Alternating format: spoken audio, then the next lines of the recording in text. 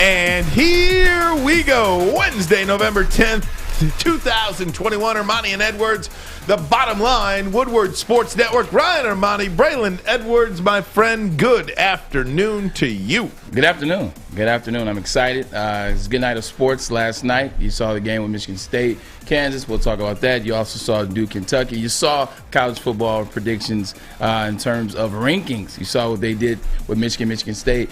I'm excited, man. It's a beautiful day. I can't judge this weather. This weather's so confusing. That's what we call the universe, and that's what we call Michigan.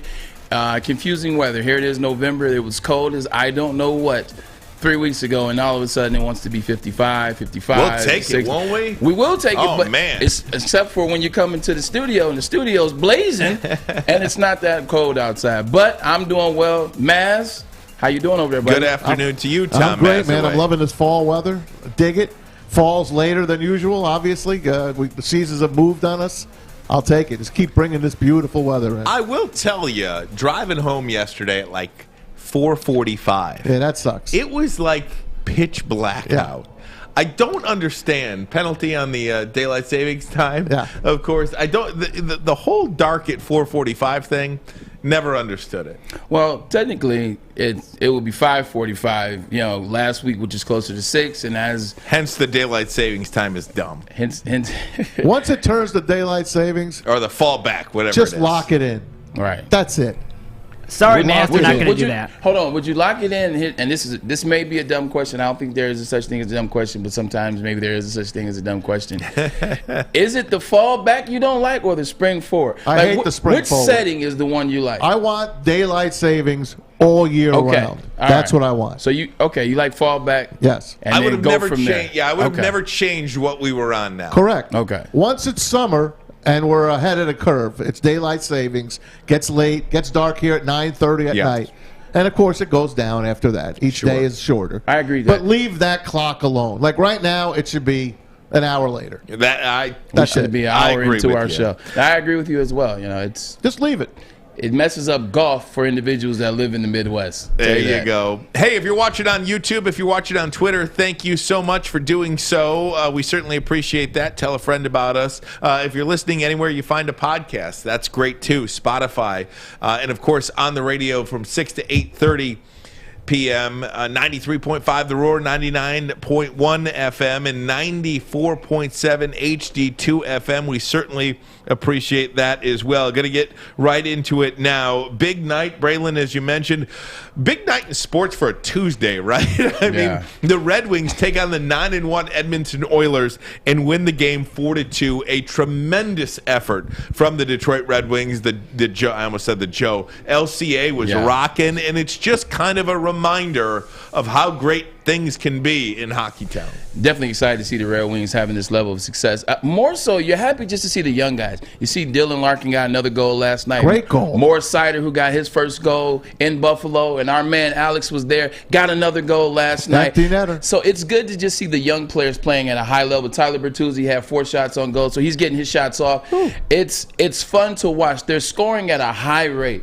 Like I'm not a Red Wing. I am an NHL novice, but I know a lot about hockey. I'm telling you like this: at the rate in which they're scoring, they're setting themselves up to complete the Stevie Y experiment. Excuse me. I love their goalie. I love Ned. They got him from the Carolina Panthers, the Carolina Hurricanes. Alex Nedeljkovic. I think he was a steal by Good job, Stevie Y. Thomas Greiss is the other, or Greiss is the other goaltender. Hey, they're playing good. It's about time. They're out of the cellar. They're on the way up. That's all you got to look for. Not only out of the cellar, only 3 teams in the Eastern Conference, the Florida Panthers, the Carolina Hurricanes, and the New York Rangers, have more points than the Red Wings have. They sit there at 16 points in the Atlantic Division of the Eastern Conference, second in that division. Also, Michigan State lost last night. The Spartans lost 87-74 to the number 3 team in the country, the Kansas Jayhawks. Tom Izzo goes down, but he ain't afraid to play these games. He don't care. Yeah, they may have lost last night in terms of the final score, but they didn't lose in terms of the nation being able to see what type of team that they have. I like them. Like, I watched them. Let's talk about Kansas first. Kansas had, Pac-12 leading scorer last year, and Remy Martin transferred over to Kansas. Who names their kid Remy? That's a great name, isn't it, though? Remy Martin, to be example. That's what I'm saying. That's what I meant. It's a great name in jokes, but he played well for Kansas. You look at Ochai Ojigbe. Oh, my God. He has skill. Guy that can play with – he's a guard that can play with the ball. He can play without the ball. He can light it up for three. He can drive to the rack. He makes free throws. Mitch Lightfoot, who's the super-duper senior for Kansas. He's been there 6 years now. He's 24, but because of the COVID rules last year in the game, people got extra 24? He's 24. He's a man. He's a man. He's 24. But he provides that super-duper leadership that they have in Kansas. They are a really, really good ball club. Now getting to Michigan State, they were down 7 at the end of the half, and they were down 14, which means 7 per half. They played well, man, and I like some of their players. Tyson Walker is a transfer. He actually led. He was 1AA Player of the Year last week, Northeastern Huskies. The guy can play. The guy can shoot. Max Christie didn't get a chance to light it up like I know Tom Izzo wanted him to. But Gabe Brown played well, and then you look at A.J. Hoggard. A.J. Hoggard's a guy last year. He's coming in as the backup point guard. Led the team in scoring. 17.6 assists. Plays well. Plays strong as a point guard. Very strong. He's strong in there. Lost some weight, so he's faster. He's more agile. He looked really good, and he's the backup right now. I don't know, man. He may end up being a full-time starter. We'll get a chance to see the number 4 team in the country tonight, the Michigan Wolverines. The number 6 team in the country tonight, the Michigan Wolverines. They take on Buffalo. Juwan Howard, season number 3 for him. Last year, a heartbreaker not to get to the Final Four, the loss against UCLA, but nonetheless, Juwan Howard and the Michigan Wolverines, a powerhouse. They are expected to get right back to the Final Four this year, and they open up with Buffalo tonight. Yeah, not quite exciting as last night at Madison Square Garden, but exciting nonetheless. You're excited to see what they can do, because a lot of people looked at that team last year and realized that they lost to a UCLA team when UCLA played their worst game of the year. UCLA played tumultuously, and they were still able to beat Michigan. Michigan also didn't have Isaiah Livers, who's now a Detroit Piston, so that kind of hindered them. But they're back, they're ready, they're primed, they're poised, and they're starting off on the right. Interesting that Michigan and Michigan both had the same ranking, but we'll get to that. Right. They raised the banner tonight for the Big Ten championship. So, and everyone at Chrysler gets a mini banner. Is that why you're wearing the pullover tonight, Maz? It's Michigan today. Yep, I wore it for the blue. I love that, Maz. Thank you. I told Alex we won the Big Ten championship. Plus they did pretty well in the college football playoff rankings. That's right. The Lions potentially going to get some help at wide receiver. We'll talk about that a little bit later on in the show. Odell Beckham Jr. still without a team. He did clear waivers, but apparently he has honed his search down to 3 teams, the Packers, the Saints, and the Chiefs. The Packers did offer him a 1-year deal. However, apparently the story is that he wants to play for the Packers, but there is at least one more offer out there right now that is more money to Odell Beckham Jr. So we'll see how that shakes out. We should know tomorrow. Yeah, he's been offered the minimum by the veteran minimum, which I believe is around $1.4, $1.7 million by the Green Bay Packers. At the end of the day, right now, Odell has to bet on himself. It's not about money. It's not. Can't be. He's made enough money as of right now. And even though he's already getting paid $4 million from Cleveland this year, he's made money off the field. He's made money during the season. He was the highest paid wide receiver ever at one point with the New York Giants, and Cleveland picked up that contract. So it's not about money for him. What it has to be about is, one, I got to show y'all I can still ball. I still got it. I got to show you guys, I got to go out there and show you guys that, hey, I can make these plays. I can be the household name that you remember. I got to go and do that, and I want to win. So for him, it doesn't matter about money. And if Green Bay is offering him the minimum, you know what? It's 9 games left. Go ahead. You'll be cold for, all of a month before the Super Bowl is over with. Go to Green Bay. Take that minimum. Go play your butt off, because you're auditioning regardless. So it may not be long-term with Green Bay. Next year it may be the Kansas City Chiefs that come with an offer. It may be the New England Patriots, Maz, who you're high on. 2 months. Who you'll be high on. But go out there, audition, put on a show, and just work out. Bet on yourself. Just bet on yourself. Word on the street, Pro Football Talk has actually said, although the Packers offered him the league minimum, they meaning some of these teams that Mike Florio and company have talked to, thinks that the Packers really don't want him. They kind of put the offer out there to show their people, show their fans that, yeah, we're interested in him. They don't think they're 100% on board. That's a bunch of BS. Seriously, that's a bunch of BS. You don't make it. What is it? Sorry, Mike Florio. Seriously, dude. You don't put an offer out there if you don't fully accept or expect or want a guy. Just say he's not a fit for our organization with where we are right now. You don't even have to say anything. You just don't offer. Exactly. Tampa Bay, Bruce Arians says, no, we're not going to get OBJ. We already have AB. We already have way too many letters. OBJ would put us over the letter allotment. See, that's all you got to do. And go ask Aaron Rodgers while you're at it. What does Aaron Rodgers? Does Aaron Rodgers want him?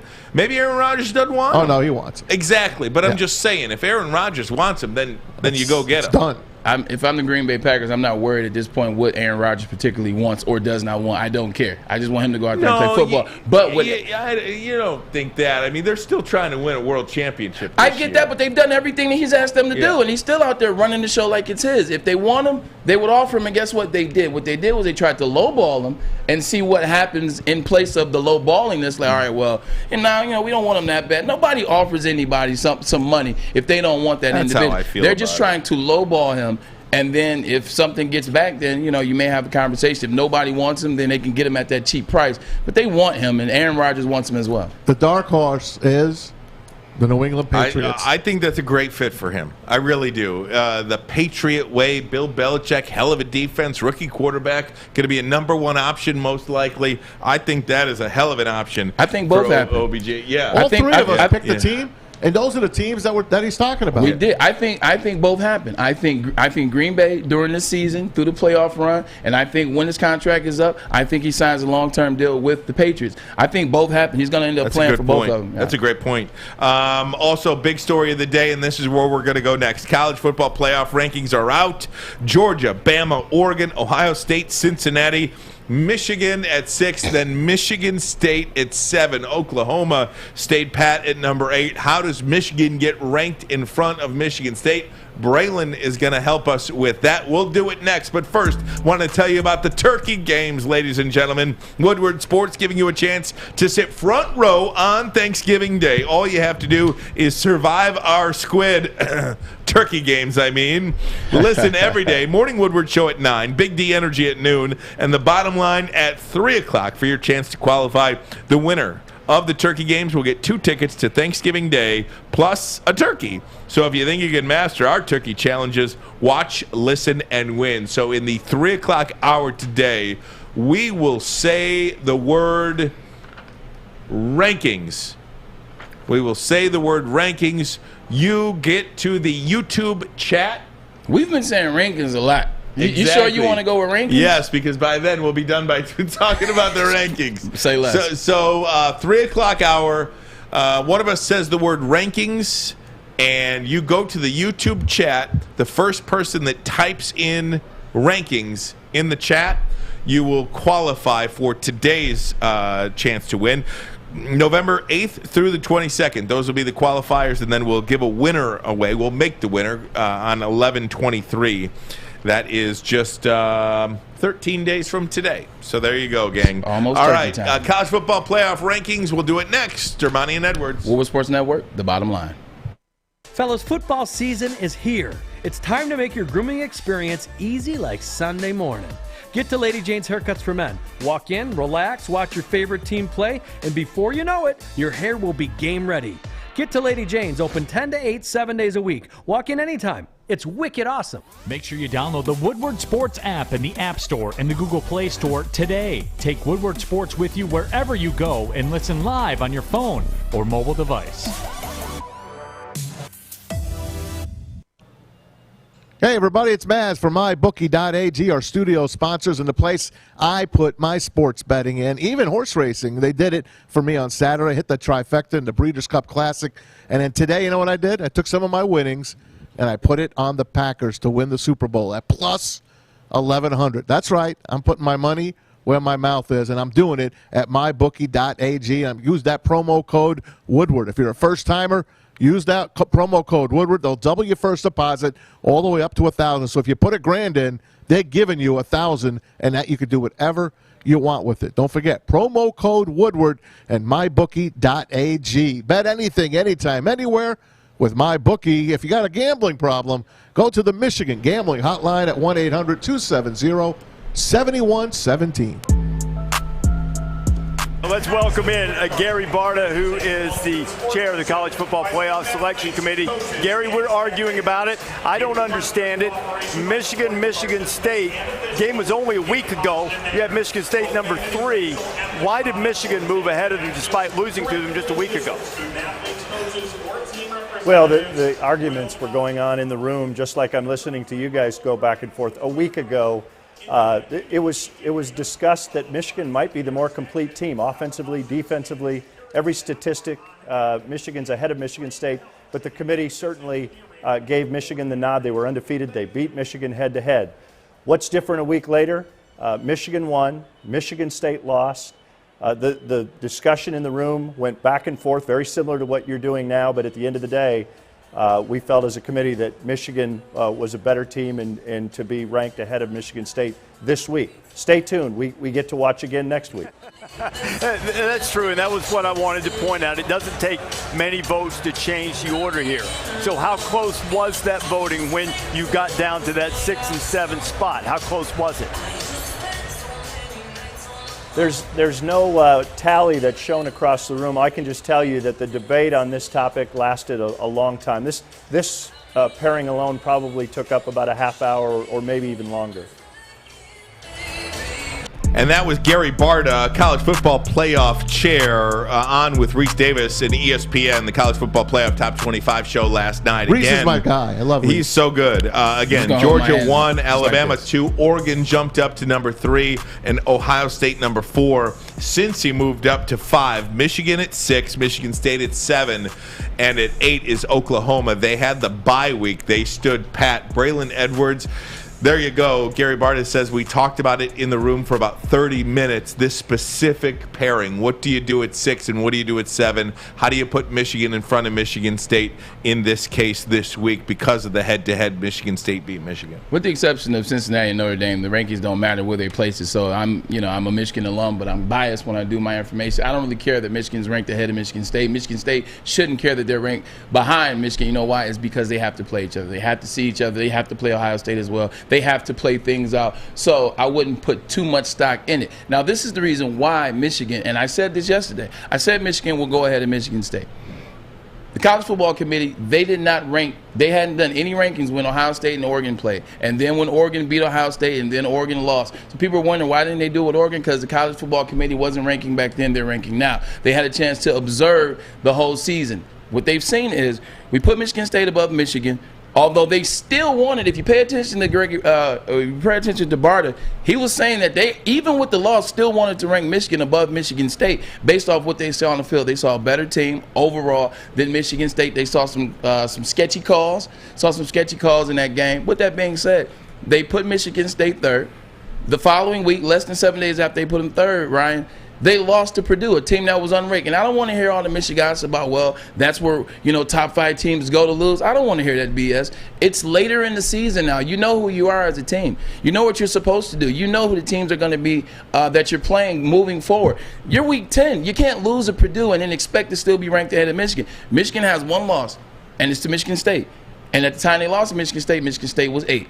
And then Michigan State went out there and lost. Michigan State has one loss, and it's to Purdue that's unranked on the road after they ranked them third. Michigan, from top to bottom, is a better football team if you look at stats, if you look at numbers, if you look at all that, if you look at the way in which they win games. Michigan also, they went out there after being ranked 7th, after losing to Michigan State. How did they respond? They went and played Indiana. It was a home game. They slowed out of the blocks, as they say, in the first half of quarter or so, or quarter and a half, but then they finished strong. They were one of the only ranked teams to really finish strong. Notre Dame beating Navy and Michigan beating Indiana. They're the only 2 teams that really looked the part. They really looked the ranking. That's why they were ranked above Michigan State. Michigan State lost to an unranked Purdue, and Michigan went out there and played a team that Michigan State had struggled a little bit a couple weeks ago in Indiana, and that's why they're ahead. Not to mention, they're going to have to play each other anyway, and it doesn't matter. But the smart thing they did was they moved Cincinnati up a spot.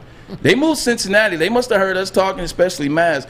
They moved Cincinnati up to that 5 spot to shut them up, keep them quiet, and keep them kind of close, to let the Big Ten conundrum play itself out, to let what's going to happen to Notre Dame play itself out, and let what's going to happen with Oklahoma at 8 and Oklahoma State at 10 play itself out. The committee made a really smart move last night, in my opinion. Let me ask you guys this. Hypothetical, a few weeks out. MSU beats Ohio State. 2 weeks later, Michigan loses to Ohio State.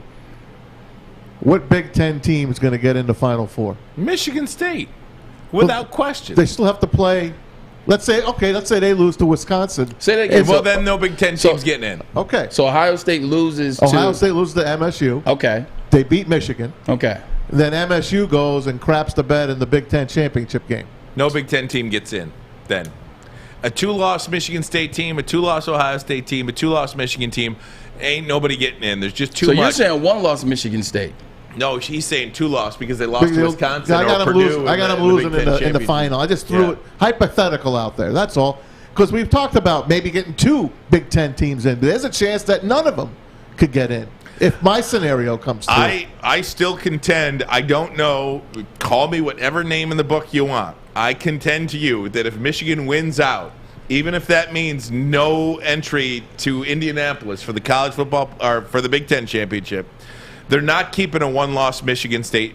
They're not keeping a 1-loss Michigan team out of the college football playoff. They're just not doing it. You heard Gary Barta just say they wanted to put Michigan in front of Michigan State last week. After they lost. After they lost to them. After they lost. I'm just. What you were they heard what he looking at? said. What are they looking at? I think they're looking at. What do you mean? What are they looking at? Okay, here's my thing. Let me just. I got I'm you. not. You see, I'm calm. I'm calm too. I'm not. You are. Right. You're very calm. We're very calm. I got salmon on. I was at that game. I think the Salmon color is salmon the makes you color. calm. Okay. What they're looking at is this. The College Football Committee, their obligation is to look at film. It's called the eye test. That's when the eye test first came out. It came out with the BCS, but it really came into play with the College Football Committee because they were in charge of picking who was going to be in these spots. So they really watched these games. If they were watching a game, much like the rest of the country, because it's the highest rated game so far this year, Michigan was a better team than Michigan State on that day. You look at the cause, and I don't want to do the if thing. I heard what Mel Tucker said and all that, but it's a part of football. It's a part of sport. It's a fact. It's a part of sport. If you get the call right, the Michigan goes up by 2, but they go up 2 touchdowns going into half and getting the ball back. Much different game. It's a butt whooping. And then if you not count Kenneth Walker's touchdown, we didn't get the parallel or horizontal angle, so we don't know if it was. It was a touchdown. Oh, let's say it was. No one touched him. That's at the end. You saw that they still only lost by 4. With that, yes, Michigan State came back. It was on the road. It was against a top 10 opponent who became a top 5 opponent. After that win, it was a great game. Michigan up and down. You look at the kicker. They have a better kicker. You look at the offensive line. They have a better offensive line. Rushing game, not running back in particular. Although I don't know. If Hassan Haskins didn't have Corum, we might be talking about a different guy. But with that being said, top to bottom. As far as Haskins for the Heisman. Exactly. Top to bottom. Michigan's a better team. They watched that game. And so they were like, you know what? Even though Michigan lost, we've seen games. You've seen games where you're like, the better team didn't win that game. Like of course. Whatever. And that was one of those games. And then here we are. Michigan State ends up losing to Purdue after they almost didn't want to pick them last week. So it makes sense. And for everything went right for the Spartans in that game too. They were down 30-16. They touchdown, 2-point conversion, touchdown, 2-point conversion. Everything went right for them, and then they come and they follow that up with a loss at Purdue. I don't know if I'm a Michigan State fan. I'm probably flicking my eyes at this, but it's very simple. Ohio State, Michigan, and Michigan State. You can play it out. You play it out. You don't worry about what happened last week. But for Michigan, I do think it's a very good indication that if you handle your business, they want you in. Okay. No, you go ahead. Go ahead, man. If Michigan, go ahead, bro. Can you put a pin in this so I can take a break? We'll come back. We'll do this. Also, I want to ask you about Oregon and Ohio State because you cannot convince me that if Oregon played Ohio State right now, Ohio State wouldn't beat Oregon. Oh, they beat him at home. A long time ago. They beat him Ohio. They beat him at home. They beat him at home with a freshman quarterback, man. They were trying to figure it out. So again, we'll get into this. They put Oregon in front of Ohio State. This is fun. Well, they put Oregon in front of Ohio State. Like Kirk Herbstreit said last night. I could talk about this all day. Right, because the head-to-head. Why not do that with Michigan State and Michigan? We'll continue this conversation, Ermanni and Edwards. Woodward Sports Network, the bottom line. Tony is a third-generation logger that has a simple, practical approach to life and work.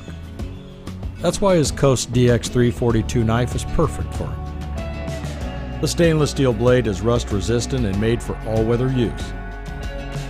And the double roll-lock safety ensures that it will never inadvertently close when he doesn't want it to. That's why Coast is trusted tough. Start a new career in an industry that is always essential, ladies and gentlemen. That is right. You know what time it is. Oh, yeah. It's the heating and cooling industry. Starting right now. Do some information. Go to visit right it's hot now in here. Do it right now. Northwestern Tech. In fact, we need Northwestern Tech graduates come over right now because it's blazing hot. You see, I got the sleeves rolled up. We can use you right now. Visit northwesterntech.edu right now to find out how you can start off at $77,000 fresh out of graduation. Woo! We need you. I'll take that. Maz, I cut you off as soon as you tried to get in, so I want you to open up this segment. I lost my train of thought. Yeah, you were Oregon, talking. Ohio State. No, I got it. I know what I want. Okay, what do you got? Okay, Ohio State, Michigan State, and Michigan. The three of them. I was going to say they can't win out. All right, Michigan State and Michigan wins out. Who gets in? Say that one more time. Michigan and Michigan State both win out. Who gets in? I think they Does both Does Michigan State win the Big Ten championship? Yeah, they have to. So I'm saying they win out. They both get in. Well, I think they both do too. it's tough because what's going to happen is, and you heard them say it last night, they talked about winning the conference matters. Winning the conference does matter, especially a Power 5. The number 2 conference, number 1 conference, back and forth all this year. Like, it matters. If Michigan State wins out, they won the conference. There's nothing to talk about. What begins to become the conversation is the secondary, the Oklahoma State, the Cincinnati, the Notre Dame. They'll get lumped into those. That's where you'll have to figure out something for Michigan if they win out. Whoever wins the Big Ten, but one victory is they're going to automatically get it. I'm talking fantasy land here too because they both got to beat Ohio State. Look, they both. But you can't put Michigan above Michigan State. It's a tiebreaker. They win the Big Ten. What about if they both win out? I mean, there's so much. But you have to get to that point. If they get to that point, then if they each win 4 games, Michigan State wins the Big Ten. Maz, you're hitting me with too many ifs too. By the way, I'm just telling you. I know Michigan, if not to cut you off, Ryan, if Michigan State does that, Michigan does that means Michigan State will have to beat Ohio State first. Yeah. Which means as soon as they beat Ohio State, they'll jump Michigan again. So you won't be having this conversation because Michigan State will already be ahead. Like, if Michigan State has to play Ohio State first. If they beat Ohio State, they're going to jump Michigan right away. Of course. So it won't even be a hypothetical then because Michigan State would have already done enough to be ahead of Michigan. And to be honest with you, if Michigan beats if Michigan beats Penn State this week, I think they jump Cincinnati. Yeah, I agree. You know, I mean, Cincinnati's in that 5 spot. They're kind of in no man's land. I gave up because, on Cincinnati. Well, teams are just going to keep leapfrogging Cincinnati now. Yeah. And by the way, if Oklahoma gets through there, they're just going to start rising up too because I do think they have an opportunity here with playing Baylor and playing Oklahoma State, 2 top 15 teams now. They got Spencer Rattler on that team? On the bench. Caleb Williams. What you're seeing from the committee and how they feel about Oklahoma is they saw Oklahoma muck it up with Baker Mayfield. Mm-hmm. What they saw is Oklahoma muck it up with Kyler Murray. Regardless of a walk-off or whatever, what you saw is a muck-up. What you saw is the year after that last year, a muck-up. Every time they try to put Oklahoma in this position, Ryan, to be this team, to put them in the playoffs, give them notoriety, they always blow it. So this is a season in which they said, you know what, Oklahoma, you got to earn it. You're going to have to prove it. So the Oklahoma, they have a chance with Baylor, Oklahoma State at the end of the year. They'll have a chance to prove it and show they belong. But that's why you see Oklahoma being at 8 and not making any headway, being a Power 5 school and being undefeated is because they're tired of them mucking it up. And that's why they're number 8. One of the things that I have not taken into account because, you just take for granted that Alabama's at number 2. You take for granted that Alabama's going to beat Georgia in the SEC championship game, and they're both getting in. What if Georgia beats Alabama? Bama's gone then. Do you think Bama's gone? They're gone. Or do they go to 4? No, they're 2 losses. They're gone. There's a such thing as hypothetical, which we've been doing for the last week, and there's a such thing as truth. The truth is, ain't no 2-loss team getting in the Final Four. I'll say it again. eloquently, no two-loss team is going to get into the Final Four. So if they lose twice, it doesn't matter if they're Alabama, even if they were coached by God. They're not getting in this playoff. By the way, side note, yes. Cal Stanford this weekend, postponed COVID. Yeah. Cal has too many players 99% vaccination rate, too. Isn't that something? Isn't but that the rule in California is, regardless of your vax status, it's 10-day minimum for each person if you get a positive case. I think they actually rescheduled it to December 5. Is that correct? Yeah, it is rescheduled.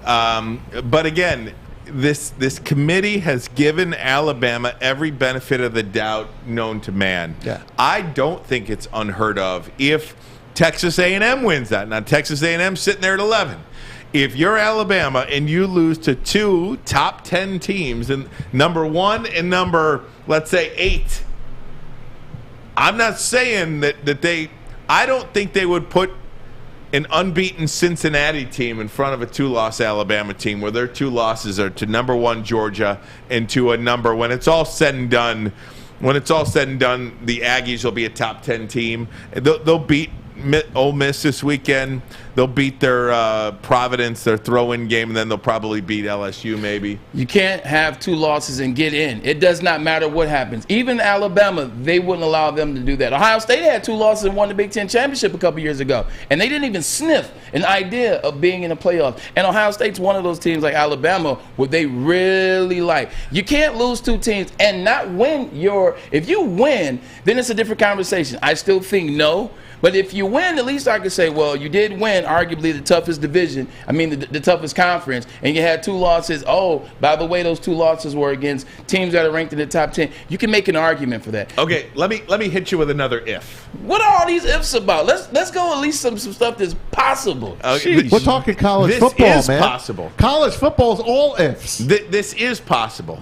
Okay, Oklahoma gets a loss. Right. Okay, Oklahoma gets a loss. They're done. Cincinnati's sitting there unbeaten. Oregon loses somewhere. Right. Okay? Yeah, Cincy. So you got Georgia at 1. Big Ten champ is in there. You got who's 3? Even if Oregon wins, okay, I'll put Oregon in there. So Oregon has 2 losses now, forget that. Oregon wins. So what is Georgia right now? Georgia's unbeaten. They won they beat Alabama. All right. Alabama has 2 losses. Okay. So Georgia's 1. Right. Oregon's 2. Yes. Big Ten champ is 3. Who's 4? A 2-loss Alabama team. What about Oklahoma? You didn't mention Oklahoma. Oklahoma's lost. He said Oklahoma's lost. What did they lose? Did they lose Oklahoma State? They lost to Baylor. But did then they win the Big 12? Sure. Fine. Once again, here we go. We're right back. That's what he's saying. 2-loss Bama is better than 1-loss Oklahoma or undefeated Cincinnati. I'm following That's what I think. I'm following you. No. They're not. I'm telling you. They're not going to do it. It's not about, like, most things are about the money, but some things are about saving face. You can't put a 2-loss Alabama team in there with all that. Not this year. Right. It's too many teams. If you just look at this, you got, darn near 10 1 or unbeaten teams right here. I want it to happen. And a lot of this isn't going to change because a lot of these teams are going to start moving up as these other teams lose. How about the Roadrunners? They're unbeaten. I want it to happen. Actually, that scenario right there is the one I want to happen the most. What is I want Oklahoma to have a loss to get them out of there. I want Georgia to beat Alabama. So you have Georgia at 1. You have Oregon at 2. Oregon Pac-12 champ. You have Big Ten champ, whoever it is, insert name there, Ohio State, Michigan, Big Ten champ at 3. And then a 2-loss Alabama team who loses to number 1 Georgia. And when it's all said and done, Texas A&M, when they win out, will be a top 10 team. So their 2 losses are to 2 top 10 teams, including number 1 in the country, a 2-loss Alabama team going to get in over an unbeaten Cincinnati team. Mark my words. Book it. Write that down. Yeah. But I already lost you. I already lost. There's way too many ifs here for us. That is not an if. You see, I got quiet. I'm like, all right, I'm backing up. There's no ifs about it. Basically, it's does a 2-loss Alabama team get into the playoff over an unbeaten Cincinnati team? No. That's the premise. No. Because if that happens, then why are we even doing what we're doing? Like, if that happens, then why are we doing what we are doing in terms of the college football committee and all that? They would get ripped to pieces, and everybody would agree. Even Alabama would be like, yeah, all right, cool, we'll take it. like you can't do that. You can't have an undefeated Cincinnati and you can't have a 2-loss Alabama. A 1-loss Alabama, sure. A 2-loss Alabama that won the SEC, sure. You can't have a 2-loss SEC. You can't have a 2-loss Alabama that does not win the conference. Jump a team that's undefeated, that's been undefeated for 2 years now. Like, this isn't a team that we're like the Coastal Carolina, the Chanticleers. Like last year, they were undefeated, and it was 1 year. This is 2 years that we're talking about Cincinnati. They wouldn't let a team that was 2 losses in, even though it's Alabama, not winning the SEC championship, jump them. I just can't see it. I want it to happen so bad. Because you just want the playoff system over, that's all. No, I want the 4-team playoff system over. Because But you want 12, that's too many. Like 6 is good. Like if we did 6 right now, if we look at this, by the time it's all said and done. So would you do if you 2 buys and the 2 buys and everything else? But if you did 6, you'd have to do the 5 Power 5 conference champions and then 1 at large.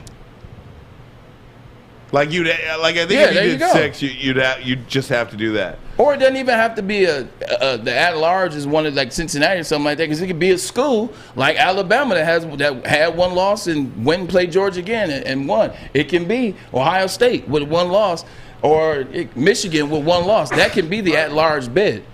It doesn't have to be a Power 5 school. It could be a Big Ten school, or SEC school, or not. First of all, can I just tell you guys? Yeah. I love this stuff. Like we could tell. I could talk about this college football playoff ranking for days. Yeah. And one of the things about it is it doesn't matter a lick. Nope. It'll all play out. That's why I get exhausted. Like once I get it enthused and get into it and I start to get a headache. Why do you get a headache? Because it's like, what if this? What if? Because like every time I try to answer one answer, here's another what if. It's like you run out of rhetoric. You run out of answers. The possibilities are endless. Here's another one. You don't need an answer. Here's another one. It's fun until it's not. Oregon loses. Who wins the Pac-12 then? Utah. It doesn't matter. Okay, go then to what? Rose Bowl. Then what happens? But it doesn't matter. The Pac-12's out. Yeah, they don't want the Pac-12 in there now. I agree with you. Only reason why they're ranked right there now is to shut them up, because they're waiting for the Pac-12 to do what the Pac-12 does, which is disappoint. So they only have them there just to shut up the West Coast. This is huge that Utah is playing well right now, and that Utah sneaked into the top 25 at 24, because Oregon needs a Batman, somebody to beat up. It's sneaky. It's on purpose. Oregon needs Utah to keep winning. You know why? So they can validate Oregon over Ohio State. Well, I think I think that's. I don't even think that matters. I think that top 4 right there, SEC champ, SEC at large, Big 12 champ, Big 10 champ, they're getting in. Where's Brady Hoke's team play? San Diego State. I know. Where do they play? 22. What division are they in? Division 1. Mountain West. I think Mountain West. Yeah. Okay. The group of 5, you'd say. Got it. The next in the group of 5. It's a pretty good team too. Oh, stop it! They can't score 10 points a game. Brady Hoke. You know who can't score 10 points a game either? The Lions. The Detroit Lions. They may potentially get some help at wide receiver, and it's from pretty familiar name to NFL fans, I think. And it's not OBJ. Let you know who might be coming here. Definitely familiar to Brad Holmes. There you go. Ermanni and Edwards. Woodward Sports Network. Bottom line. Hi, I'm David Hall from Hall Financial. Choosing between a 15 or 30-year mortgage can be difficult, which is why we offer the Modern Mortgage, a flexible term that's customized for you. 866-CALL-HALL or chat with us online at callhallfirst.com.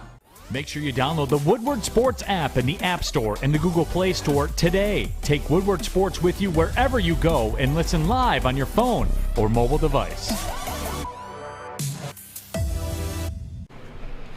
Hey gang, want to let you know about Lady Jane's Haircuts for Men. This place is wicked awesome. First of all, the atmosphere is second to none. You come in, you chat with your stylist, you walk in, you sign in, you sit down, and before you know it, you are handsome and clean. Fish, open it up, buddy. How was the shampoo today? It was good. You got a great shampoo job today from Anna. Thank you. I appreciate that. Just a normal wash. Handsome and clean. Handsome and clean. Hey, good job, Fish. Way to sell it. Don't feel good. It's okay to look great. It's okay to look sexy, Fish. Way to sell it, Fish. It was the best hot lab neck shave I've ever had in my life. There we go. Seriously, how can it not be? Again. How do you not? We are open 7 days a week. You walk in 10 to 8 anytime. Walk in anytime. It's wicked awesome. Wicked awesome. We'll never ask Fish to open his mic during a live read. Man, never again. Right. Fish is black and white. I said Fish. Come on. Let's get you into Lady Jane's over here. Let's get you a shampoo job. Wash that hair out. He was loving it too. Trust me. He was all lathered up. Loving it. He literally was lathered up. Speaking of loving it, man, shout out to my boy DJ Tom T. He's in Mexico City DJ right now. baby. Tom T's in Mexico City right now. What's he doing? Everything. He was in Osaka Mountains a couple days ago. He was at the beach this past weekend. He's living good. He went and did a Dia de los Muertos. Oh, look at that. Look at that Spanish right there. Wow. The Day of the Dead. Like, Tom's been living his best life. I said, don't come back. It's nothing in you from Detroit, but heartache with the Lions. No, so you we might want as him well to come stay there. back. We love DJ Tom T. We do. We should have him here in the booth spinning on. I know on we should. We could. We should He's do been that. Put him asking up me. here in the corner or something like that. Get a camera on him. He's been Taking asking us me in and out of break. to get Let's busy. do that. So. All right. Heck yeah. Set it up. Lock it up. Absolutely. Josh Reynolds granted his release from the Tennessee Titans. Now, Brad Holmes did draft him in Los Angeles. He did work well with Jared Goff. Is there potential that the Lions could reunite with Mr. Reynolds, Josh Reynolds, Braylon? Yes, it definitely should be a potential. They actually reached out to him, and they actually were in talks before the season started, but he ended up going to Tennessee Titans because there was more money involved. I think he ended up making 1.7 and some change, but he was cut. If you look at what he did when he was with Jared Goff, he had 113 receptions, he had 1,450 yards, and 9 touchdowns within the 4 years that he worked with Jared Goff. That says a lot. Brad Holmes knows the guy. He's a young guy. He's not an issue. He's not a problem. He's a guy that they chose and they liked out with the Rams. This is a guy that you got to pick up. Like, we've been asking you to pick up a player. We've been asking you to help those guys out. Help Jared Goff off. Like, help Jared Goff out, I meant to say. Help him out. You want to help him out? Here's your opportunity. You have a guy that you know in Jared Goff. You have a guy that you trust, Brad Holmes. Pick this guy up. Give him a chance. You're first on the waiver list. Do something with it. And again, Braylon, this is all about adding to your roster, and maybe this is potentially somebody that can help you in the future. You get a free look at him, right? I mean, you know what he can do for already. A cheap price. You already know what he can do because of a previous relationship. You already know that he didn't want to be where he was. Maybe he can rekindle some of that magic that he had with Jared Goff, and maybe this is a young guy that can stick with your team for a little while. I hope so. What else you got to lose? They just re-signed Tom Kennedy back to the practice squad. So he's back with the team, not on the active roster. But why not take a roll at this guy? Matter of fact, they asked DC today in Allen Park about, hey, did you and Brad talk about this guy yet? Yeah, 100%. If you look at for the people that are talking and they're like, well, he has to be released. He wasn't productive with the Tennessee Titans. Why would we want him here? He has to be released because Ryan Tannehill hasn't figured anybody out with the exception of Derrick Henry and A.J. Brown. Like Julio Jones, yes, he's missed some games, but when he's played, Ryan Tannehill looks awful trying to get him the ball. He looks awful throwing the ball to anybody except for A.J. Brown and running the ball with Derrick Henry and now Adrian Peterson. So I'm pretty sure that Josh Reynolds looked at it and said, you know what, this situation is just not for me. It's not like an individual that was leaving because he wasn't, I can't think of the word, but making plays, etc. Maz mentioned Dan Campbell. Here he is. This is audio from earlier today. Honestly, Brad and I haven't even talked about it right now, and so that doesn't mean that he hasn't looked at it, but there again, he hasn't brought anything to me to this point. And I know they've looked. Look, he looks at all of it, sees all of it. And we did, Josh, when he was a free agent coming out. I had to stop the tape. I had to stop the tape. Why did you have to stop the tape? What are you talking about, Dan Campbell? What do you and Brad Holmes talk about? You had an entire bye week. You're trying to upgrade this roster, aren't you? I'm trying to keep my composure here, but when you say yesterday, talking about Odell Beckham Jr., we didn't talk about it. Malik Willis at Cora. Why didn't you go see Malik Willis versus Matt Corral? We didn't talk about it. Didn't talk about it. Josh Reynolds. Didn't talk about it. What are you talking about? Upgrade the damn roster. And if you can't do it, at least have a conversation about it. How am I supposed to accept 0-17 if you're not even trying to get better? You signed Tom Kennedy. Great. I love Tom Kennedy. I want an 85 jersey. Mic drop. Can you please talk about these people? Mic drop. Mic drop. Have a freaking conversation about it. And I will go the more. God, it's so hard to be a Lions fan. It is so hard to be a Lions fan. Brad and I didn't talk about it. We didn't talk about it. Play it again. Start it over again. Go around the ground. Start it over. Honestly, Brad and I haven't even talked about it right now, and so that doesn't mean that Stop it. I stop it. I can't. All right, so do you know how hard it is to be a Lions fan? Yes, I know. Oh my God! I promised myself I would never get worked up anymore. How many times do we talk about it? They don't pick up anybody. It's just not. Seriously, I don't understand. We all want to run a team. We all think we can run a team. Yeah. Come on, man. The players out there talk about it. The players out there better than what you have on your team. You have the number one waiver priority. It's not fantasy football. You're waiting for someone to make a dumb move and drop somebody. You got the number one pick. Use it. It resets every week. Maz hit the nail on the head. And I'm like, Ryan's right. Everything about Ryan is right. That's why I'm not a Detroit Lions fan, although I cheer for the Lions on this show. I'm not a fan because I don't want to end up looking like that. The Detroit Lions are 0-8 coming off a bye. They have not shown any type of interest, it seems, in winning. It doesn't seem like they offer any type of interest in making the team better to win.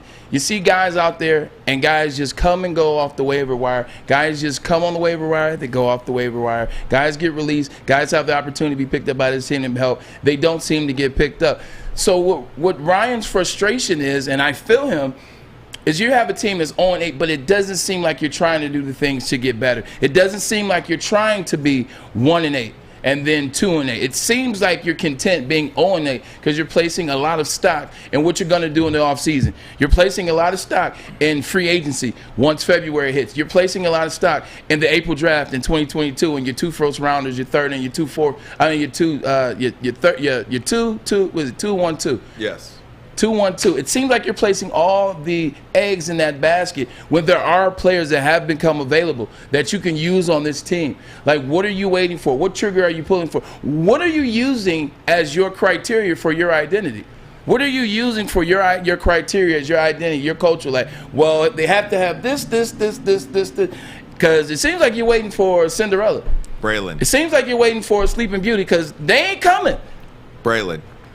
What are you doing during the bye week? You should be Foley. looking at And everything with your roster and in the NFL to get better. How can we get better quickly? And if you are not going to see Malik Willis versus Matt Corral, what are you doing? If you're not having the conversation, if you're not even talking about Odell Beckham Jr., if Odell Beckham Jr., and again, terrible fit, wouldn't work here, doesn't want to be here, Lions don't need him, salary cap, but don't you feel like at least you owe your organization at least a conversation about it? Even it's we talked about it, just not the right move for us right now with where we are as a franchise. Don't you think a conversation is worth everything? Josh Reynolds, this is a freaking layup. This is an absolute layup. What do you mean you and Brad have not talked about it? Here's another and why thing. didn't you know? I'm sorry, Braylon. No, go ahead. I'm going to shut up. Why didn't you know that he was available? Like, shouldn't you know about all this stuff? Like, as an NFL general manager, you know the scuttlebutt. Well, Josh Reynolds, and, he wants out, and, he's going to ask for his release. They're going to release him. Like, here's the one thing I was going to say. Jesus. Let's say you haven't had these conversations, Dan Campbell and Brad Holmes. Let's say you didn't mention Odell Beckham. Let's say you didn't go see Corral and Malik Willis. Let's say you didn't talk about Josh Reynolds. Let's say you haven't done anything in a bye week. You still can be actors. You still can be actors. You still can be informed. You still can trick the media. You still can trick the city of Detroit. You still can say, you can come up with rhetoric. You can come up with conversation as you're talking and say, we thought about the potential with OBJ, and, we definitely understand the playmaking ability that he has, and we still think he has something left in the tank. We just don't know what it could look like for us and him. He's had some injuries. You could talk about Coral or Willis. You could talk about Ryan. I didn't go to the games, or we didn't send anybody to go scout them. The reason why is because we've been watching them all season. Haven't necessarily really liked anything out of Coral. Haven't liked anything out of Willis. Maybe Pickett is a guy that we're paying more attention to. You can have these intelligent conversations. You can make yourselves look like you're doing more than what you are, but you're not even doing that. And I think that's the problem. That's where the problem is, where you got Ryan all worked up. I got my mom texting me telling Ryan, tell us how you really feel. Is it because as a Lions fan, Ryan, Maz, it doesn't seem on the outside looking in like they're doing anything, and I think that's what's pissing Lion fans off. It's just the way it's been here. And what I'm looking at is Brad Holmes hiring this guy, first-time head coach, forget the interim, and he's not giving Dan Campbell anything to work with. So who are we going to get mad at? We get mad at Dan Campbell every week, like when they played the Philadelphia Eagles and laid an egg. The guy's got nothing to work with. Sign some players. I don't care. Anyone's an upgrade at what you had. Deshaun Jackson went through waivers. He lands with the Raiders. He's not better than anyone you have? He's not better? Not a good fit. Not our kind of guy. Remember yesterday? Yep. If he's our kind of guy, we'll look at him. Actually, I don't even think they had a conversation about this Deshaun Jackson. Ermanni and Edwards. I got to regroup here. Woodward Sports Network. This is the bottom line. I'm looking to bring on another HVAC tech right now. We're recruiting 5 to 10 techs a month. We're looking to grow and expand. Every new tech we hire is from Northwestern Tech. The hands-on training is fantastic. They're always my first call. We love hiring Northwestern Tech grads. They come out trained and ready to work. Our program is only 10.5 months, and our next classes are starting soon. So why wait? I'm looking to hire a graduate of Northwestern Tech. Northwestern Tech. Northwestern Tech. Northwestern Tech.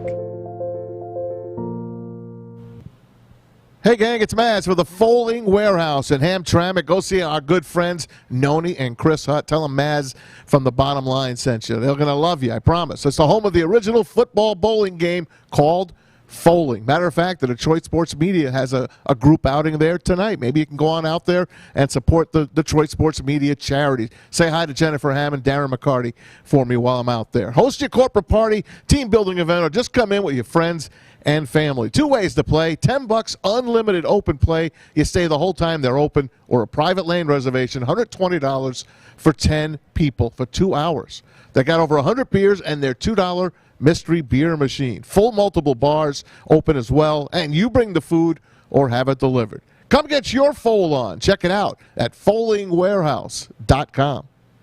This is Corey Woods with Woodward Sports Network checking in with your Detroit Lions update. Earlier today, Dan Campbell spoke with the media because now it's game time. It's time to get ready for the Lions versus Steelers game on Sunday. Here's what Dan had to say about this week's matchup.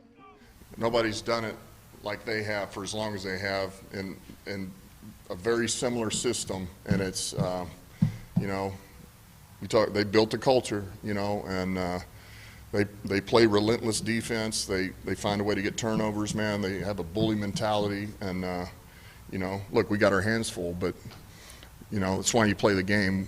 We're not going out there to just get punched in the face either. We got to, but we have to know what we're getting ready to walk into, which I think we're all very aware of. But it's tough, and this team's built off defense, and they run it on offense. They've really invested a lot in this running back. Najee's, he's it kind of goes through him right now. And of course, Ben can always and still will hurt you, but yeah, this will be a tough matchup. Najee Harris is going to be a big, tough cover for the Lions defense this weekend, as I wrote about on WoodwardSports.com, because right now he is on pace for 1,300-plus yards and 14 touchdowns. Since Week 4, he's been averaging around 89 yards per game. That is a big problem for the Lions because they're giving up about 135 yards per game on the ground. We'll see what happens. This is Corey Woods, the Woodward Sports Network, and that was your Detroit Lions update. Corey Woods, we thank him. He checks in from Lions practice out at Allen Park each and every day. I do want to, it's great stuff. Follow him on Twitter as well and woodwardsports.com. Corey's got a lot of great content on there. I do want to go back if I could. Got more content than Dan Campbell, I'll tell you that. Yeah, I'm a little bit more subdued, if you will. I have calmed down. I strained my voice actually trying this. That's not good. Just ruined me, this Dan Campbell. But I'm going to play the entire soundbite for you in its entirety. I will not interrupt it. It just this is. You pinky promise? I pinky promise. I'm not going to interrupt. Shut his mic off. Yeah, shut it off. Dan Campbell earlier today. Have you had any conversations about Josh Reynolds? Honestly, Brad and I haven't even talked about it right now. And so that doesn't mean that he hasn't looked at it. But there again, he hasn't brought anything to me to this point. And I know they've looked. Look, he looks at all of it, sees all of it. And we did Josh when he was a free agent coming out last year. We talked about him. We know the player well. Certainly, Brad knows him even better than I do. But that doesn't mean that it's not right now. It just means we haven't talked about it. So I don't know, Bray. I mean, I feel like I feel like this as I'm watching that clip, Maz. I could be wrong. I feel as though when he said that, he sensed himself saying that a lot in his pressers, and you can kind of see him trying to take the foot out of his mouth. Kind of like, well, we know Brad has watched him, and actually, we looked at him too as well, and you can tell that what he's doing is he realized he shouldn't have said that. Everything that I said, everything where Ryan was pissed about and what I said, he realized he shouldn't have did that. Now he's like, well, we looked at him in the preseason. I mean, and I'm sure, or before he signed in this offseason, and I'm sure Brad knows and has looked at it. You saw him trying to catch himself, which further lets you know that Ryan's right and we're right. It's like, don't even come with that energy in the beginning. Maybe he's just locked into coaching this team and not worried about the outside players that might come here. Maybe he's just coaching his guys. Well, to coach this team, you need people to help this team. And as a coach, you should want to be involved when it's people that especially that you looked at already in the offseason, to come and help this team. Like, that's not an outside deal. Like the Odell Beckham thing, to a certain extent, that's kind of an outside deal. You knew you really didn't have a shot, so I can get that one. But this isn't an outside. Well, they had a shot. They could have taken him, and he had to show. But what I mean is, like, they weren't going to take him. Correct. Like, that one was 100%. That, when you say the identity of our team, at least, okay, I understand that one. Right. But not with this one. And so that's why he was trying to take his foot out of his mouth and retract. And maybe it's the timing of this thing, too, right? Because even though Odell Beckham Jr. was never coming to Detroit, it's like it just wasn't going to happen. Right. You couple not having a conversation about it. See, that's the problem. Like we talk every day about how we can make this show better. Every single day. And we might not do a segment that we talked about, or let's pick this, pick that, but at least we talk every day about how to make it better. You can't say we didn't talk about something. You know what I mean? Yeah, nothing gets by us. What's that? Nothing gets by us. At least we try as a group. We work on things. As a group, the five of us together and beyond, all working together to try to make the show better. And I think that's the problem with the Lions. In years past, who's in charge, right? I mean, you want to know that this is different than in regimes past. Is the general manager working with the head coach?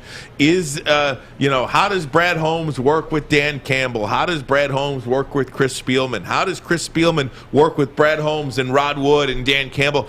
Are these entities working in synergy to try to get things moving in the right direction?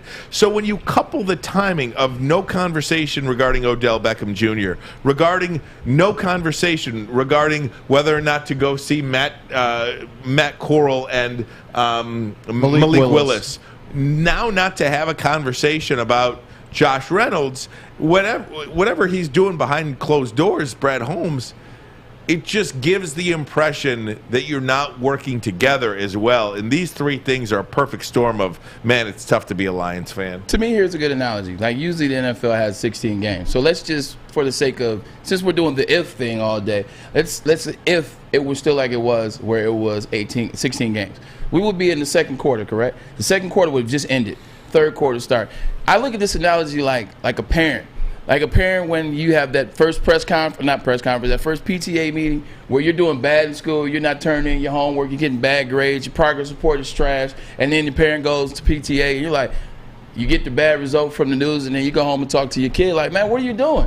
Like, what are you doing? Like, you're just not doing anything. And then you as a kid listen and say, okay, all right, cool. And then that quarter comes out and you still got bad grades. You're like, what are you doing? You're like, well, I mean, I don't know. And you got the kid with the dumb face. Like, I don't know. That's exactly what this is. That's why people are mad. That's why Ryan is mad. It's because we've asked you from the first quarter, which has been the first 4 games. Now this is the second quarter because the second 4 games have happened. We're asking you, and it still sounds the same as when you lost the very first game of the season against the 49ers. That's why people and fans are upset. Maybe he's just telling us, it's none of your business what we're doing. Maybe it's like Aaron Rodgers. I didn't want to tell you I didn't get the shot. I didn't get the vaccine because I didn't think I was going to get COVID. Because if Aaron Rodgers didn't get COVID, we still don't know that he wasn't vaccinated. So maybe Dan Campbell's like, hey, you're asking me all these questions. You know what? We'll let you know. Guess what? One's 0-18 and the other's a liar. I wouldn't want to be considered either one of them right now. Ermanni and Edwards. Woodward Sports Network, the bottom line. Okay, you thirsty little spin goblins. I want you to pedal into the next dimension. Spin it! Spin! Spin! Uh-oh! Carmen's falling behind. Let's give her the hiss of shame. Spin! Spin! Spin till you bleed! Don't ride the bike of shame. Come to Planet Fitness and find your own lane with tons of equipment, free fitness training, and no hissing. Join today for just $10 a month. We always talk about it. We have a new sponsor, and it is Gypsy Vodka. I love the bottle. I love the taste. They have perfected the formula. It took them 50 different brands and rounds of trying to get this formula together. A lot of drinking. And they got it right. It took them a bunch of taste testing. A bunch of that, getting people, asking people, going into your local neighborhood, say, hey, try this. What do you think of this? What do you think about this compared to this? And they came out with what they think to be the best tasting vodka on the market. It's 100% gluten-free, corn distilled 6 times, and they use artisanal spring water. You can't tell me that doesn't sound like a match made in heaven. Vodka and artisanal spring water, and look at the bottle. The artwork says it all. Gypsy Vodka. Look for your local stores now. Gypsy Vodka. I made a decision that was in the best interest based on consulting with my doctors, and I understand that not everybody's going to understand that necessarily. But I respect everybody's opinion. Go ahead. You got a question? Yeah, the doctors that you consulted with. Dr. Joe Rogan and which other doctors? Look, I have a lot of admiration for Joe. I definitely talked with about a dozen friends of mine who dealt with COVID, and they all were very helpful in different ways, Joe being one of them. And that was Aaron Rodgers talking to Pat McAfee. It's his weekly segment that he does on the Pat McAfee show. This was yesterday. So he's getting a lot of questions. The earliest he could come off the COVID list is Saturday. They play the Seattle Seahawks on Sunday. So could he step in and play? Russ Wilson. Yeah, Russell Wilson is that could back. be a hell of a game. Absolutely. He wouldn't be able to practice all week, but he could play Sunday. He's a returning reigning MVP. It shouldn't matter. Yeah, if he plays. I just want to stick with this now, and thank you for joining us. Top of hour number 2, Ryan Ermanni, Braylon Edwards, Tom Mazawey. The Bottom Line, Woodward Sports Network. We are on YouTube. You can watch us. The Bottom Line, Woodward Sports Network. We're on Twitter and anywhere podcasts are found as well. If you look at the rankings, you saw that Michigan State was behind Michigan. We talked about that. I did see the rankings last night. In hour number 1 of the program, but I do want to stick with this Aaron Rodgers situation. Now, here's more of his conversation on the Pat McAfee show. We're going to play a couple of clips for you, and then we'll react to it, as Maz says. Gassed. Maz is gassed. No, nobody's gassed today. We're locked and loaded. Play those clips. Let's get it ready. That is, Pat. I'm an athlete. I'm not an activist. So I'm going to get back to doing what I do best. And that's playing ball. Like, I shared my opinion. It wasn't one that was come to frivolously. It involved a lot of study and what I felt like was in my best interest for my body. But further comments, I'm going to keep between myself and my doctors, and I don't have any further comments about any of those things after this interview. I'm an athlete, not an activist. Then don't mention one of the most famous activists of all time, Martin Luther King. Look, I'm over Aaron Rodgers. I think his team is too. I think Matt LaFleur is definitely, his head coach with the Green Bay Packers is over. And this team is fined $500,000 because they were trying to keep him happy and cover his shenanigans up. I'm sure they're not happy with him as well. He was fined $14,000, which is not nearly enough. It just, you know, and it's crazy. I can't remember who was the reporter who said this to LeBron James from Fox. She said Laura Ingraham. Laura Ingraham told LeBron James to shut up and play football. Shut up and dribble. Because he was trying to be an activist and supporting things that actually matter, putting his foot down, putting his stance out there, risking his self-life, and kind of just putting it out there. I'm gonna say the same thing to Aaron Rodgers. Shut up and play football. For a different reason, because you're lying. You're not remorseful that you're lying. Like, this is a comment that came straight from Aaron Rodgers. It says, "I may have made some comments that were misleading." You may, or did you purposely lead, or you misled purposely? Here you go again. To anybody that felt misled, I take full responsibility. Can you just apologize and move forward? People will be happy and just move forward. They'll let you move forward. The NFL only gave you a $14,000 fine. Meanwhile, CeeDee Lamb was fined $20,000 for a uniform infraction. Didn't have his jersey tucked in. They've already forgiven you. The masses have already forgiven you. State Farm shows to stick with you. Aaron, just play football. Just stop talking about it. Like, you could keep doing the Pat McAfee show because I actually like a lot of elements of it. Just don't talk about the COVID thing anymore. Just be done with it, because you deceived on purpose. You lied. You didn't get away with it because you caught COVID. And if you didn't catch it, we wouldn't have known. But you would have known. Deep down inside, you would have known, and so would the Green Bay Packers. Look, I'm over it. And we should be too. You know what? I teased. I teased it. It was kind of a sarcasm tweet. Yeah. But you can't really tell sarcasm on Twitter when you can't tell tone in text. Tone. So Green Bay is playing Kansas City last week, and Jordan Love is so bad, and the Green Bay Packers are so bad they couldn't even score 1 point. All right. Like, not even get in field goal range and kick a field goal. They did late, though. Until the fourth quarter. Right, until the fourth quarter. Late in the fourth quarter. But I said, boy, if this game says anything, it says that Aaron Rodgers has to vault to the top of the MVP race because his team can't even score a single point without him. Yep. Well, they kind of joked about that today or yesterday on the Pat McAfee show. Here's what they had to say about the MVP. Because you're like, hey, love will cure this thing. How are you not going to hold a grudge, everybody? And do you know that you're probably never going to win an MVP again? That's probably never going to happen, right? I think that's a legitimate statement. You know, I mean, that's kind of a funny moment, but he'll never get voted for it. Like, he'll never win Super Bowl MVP. He'll never, like, nobody's going to vote for him to do anything. If he gets to the Super Bowl and he dominates, well, Super Bowl MVP, yes, that's different. You know, Tom was able to do it too, but MVP with COVID. That's another one. That's true. The biggest thing and the most interesting thing, I think, and this is necessarily the individuals that are, you know, like educators and intellects. I saw Dr. Michael Eric Dyson was on Skip and Shannon a couple days ago, and he talked about the damage of what Aaron Rodgers did. And most people are not going to look at it this way, because most people are like, whatever, he lied, he's sorry, move on, it's football. No, you can't, because people look up to these individuals. Like, people look up to these things that individuals do. Aaron Rodgers is a guy that a lot of people follow, a lot of guys people love, a lot of people have him in high esteem for him. They follow him. They do things that he does. This is a reason to not get vaxxed. This is a reason to. And I understand that it was his space and things like that and lie about it. But he did more damage than he'll ever know in the beginning in terms of what he's done, in terms of be deceptive, and then in terms of telling you don't need to be vaccinated. You just need to take elderberry and things, and I can't even list. Oh, elderberry's great. Elderberry's great, but it's not elderberry's not preventing COVID. Elderberry is helping your immune system. It's not preventing COVID. It helps your immune system. But with that being said, like, people follow. They look to him. They want to see, like, what is he saying? The non-vax people are like, oh, here we go. This is a reason not to be vaxxed. See, I told you, it's a whole conspiracy. No, it's one selfish individual. Look, everybody's made their mind up regarding the vaccine. They just have already, you know. I go back to Urban Meyer. Yeah. Urban Meyer was the biggest story in the world, and then John Gruden happened. John Gruden was the biggest story in the world, and then Henry Ruggs happened. Henry Ruggs is a big story, and then Aaron Rodgers happened. Aaron Rodgers is a big story until X happens.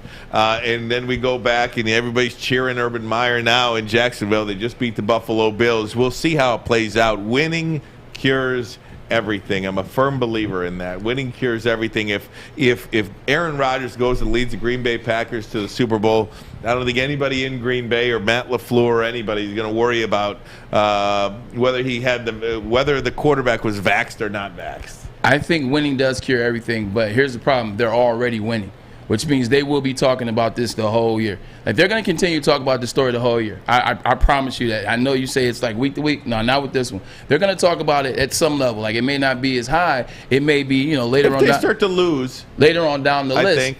But what's going to happen, whether they win or lose the Super Bowl, whether they get to the playoff spot they want or do not, like, this marriage might be over. Because I'm telling you, you can just listen to Matt LaFleur's. Matt LaFleur's is completely over Aaron Rodgers. You can hear him when they're talking to him. Like, he doesn't want to, like, they're not supporting each other. I do disagree with that because I think Matt LaFleur saw what the Packers are without him. Like, he don't want to go to bat with Jordan Love anymore. He's a genius right now. He wants to keep that genius status. You need Aaron Rodgers to keep that genius status. Matt LaFleur is young, and Aaron Rodgers is what, playing another 2 years? Aaron Rodgers, another 2, another 1, another 2 years. You're going to have to find a replacement anyway because it's not Jordan Love, at least not what I saw this past Sunday. Now, those things can change. But Aaron Rodgers isn't going to play for the next 15 years, 12 years, etc. Matt LaFleur has already made his peace with that. I'm telling you, like, they've had enough run-ins on the field last year, off the field this offseason, the whole thing with COVID, coming in, am I retiring? I'm not going to retire. The first game of the season, there's been enough. And Green Bay definitely has had their fill with him. Aaron Rodgers just cost them $500,000. Better yet, they cost themselves $500,000. I can't believe it was that little, by the way. That little? That little of an amount.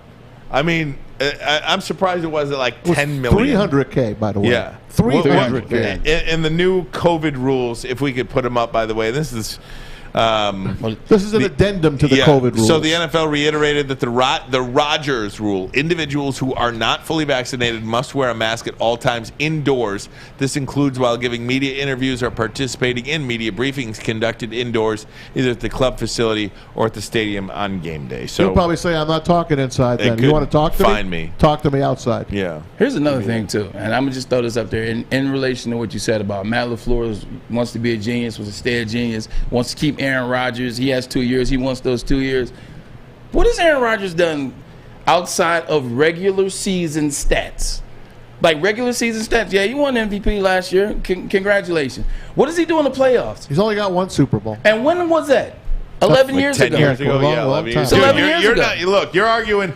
I am not the right guy to defend Aaron Rodgers. I do not care for Aaron Rodgers. And I'm saying, with that, when you start adding all that, if we're making stew, we're getting our stew together and we're putting ingredients in, but this is a bad stew. And you mixed everything that happened this offseason with Aaron Rodgers and the Green Bay Packers from then till now. You mix in what happened during the season last year. You mix in the jabs in the offseason. You mix in the COVID status. You mix in just all this Michigan and all these things. You hold them hostage to pay Randall Cobb, etc.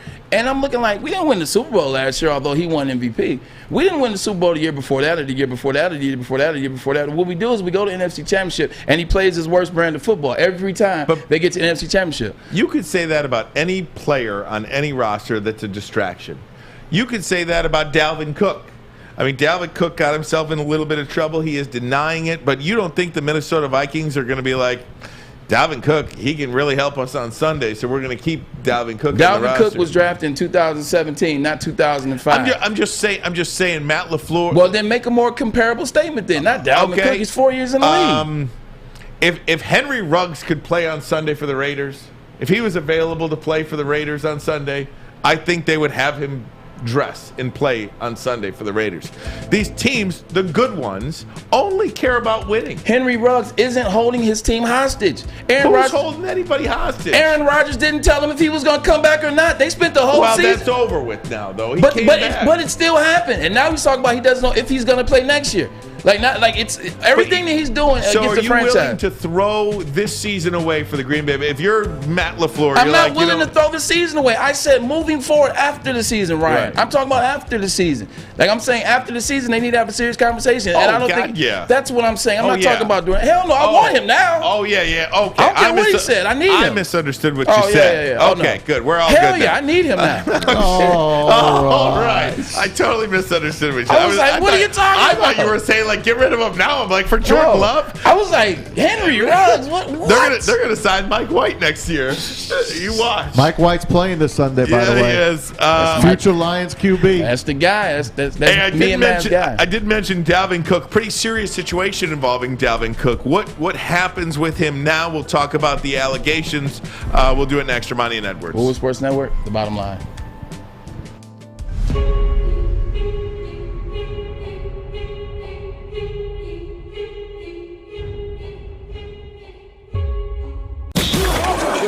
Woodward Sports is giving you a chance to sit front row on Thanksgiving. All you have to do is survive our squid game. Nope, our turkey games. Listen every day to the Morning Woodward Show at 9 a.m. Big D Energy at noon. And the bottom line at 3 p.m. for your chance to qualify. The winner of turkey games will get tickets to the Thanksgiving Day Detroit game. Hey, it's Thanksgiving. Shouldn't you be in Detroit losing a football game right now? Plus a turkey. So if you think you can master our turkey games challenges, watch, listen, and win. Make sure you're following @Woodward Sports on all social media or go to woodwardsports.com for additional chances to qualify. May the best turkey win.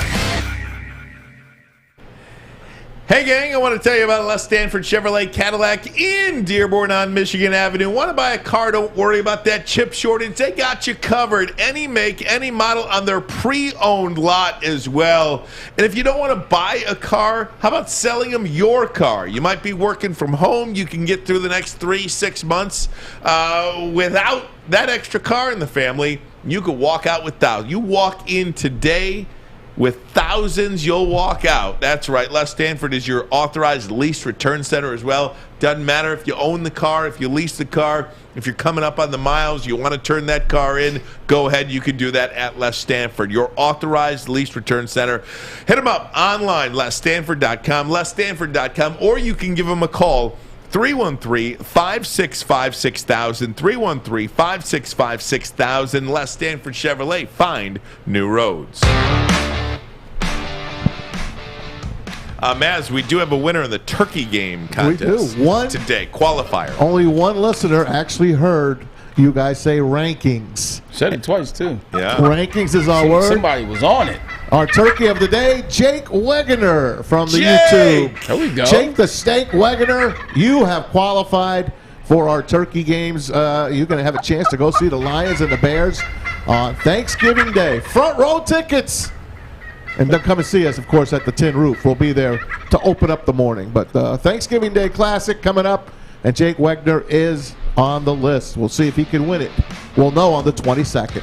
Fish, I see you working over there with the Gobble Gobble turkey sounder as well. Good job by you in the booth, my friend. You have really raised your game, stepped it up, and we certainly appreciate that. I want to get to this Dalvin Cook story.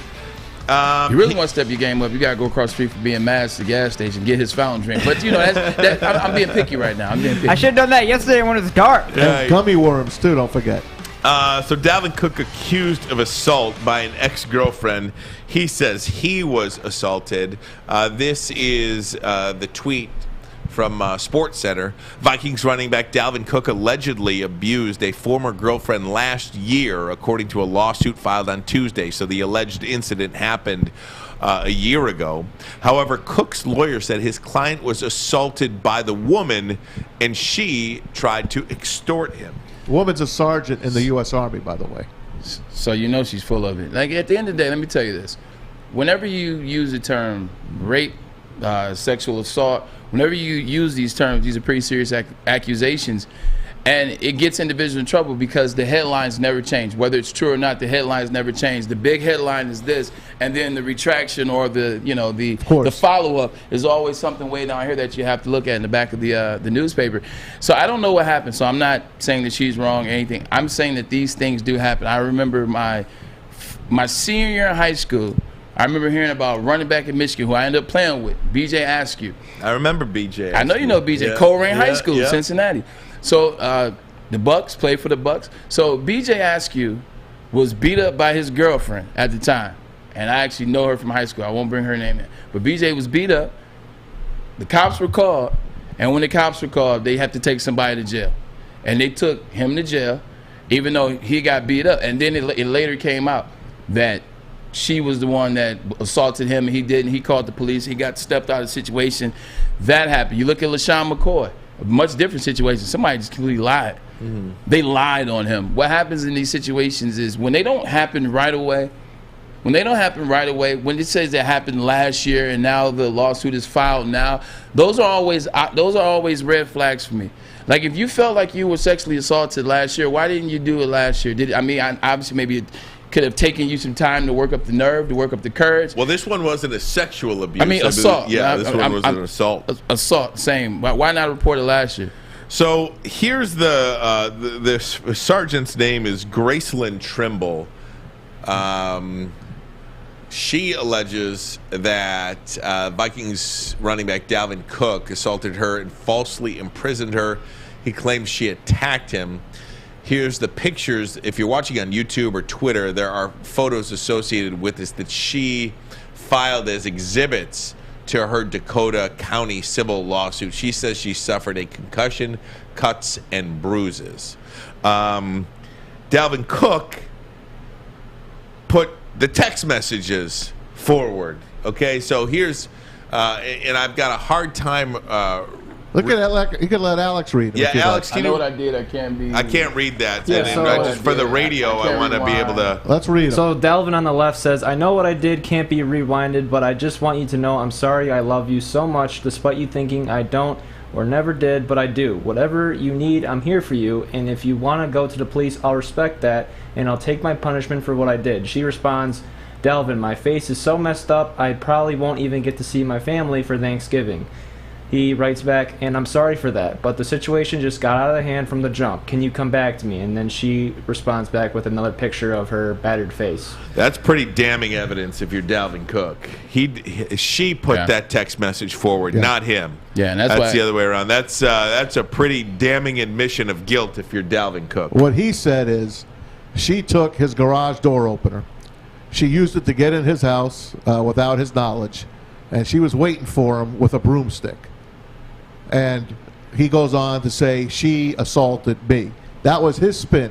Here's the kicker to all this story. Adam Schefter last night, before this story broke, put out a tweet, and I didn't give it to Alex, but the tweet basically said, "You're going to see something come out on text here pretty soon. I just want to say that I was assaulted first." Adam Schefter spun that out, and there's a lot of people right now that are on the Adam Schefter abuse wagon. They're thinking Adam Schefter took the agent of Cook, took what he said and put it out on Twitter prior to this story hitting. If you look back at all of this timeline, you're going to see Adam Schefter's tweets kind of defending Dalvin Cook, and then you will see the other tweets coming through that Grace, who was a sergeant in the U.S. Army, has put out. So it's a mess right now. Yeah, and that's what I was trying to say. Like, I'm glad that I said these are different scenarios that can happen. We don't know a lot. Now we fully know it. There's no excuse to hit a woman. Like, there isn't. Let's start there.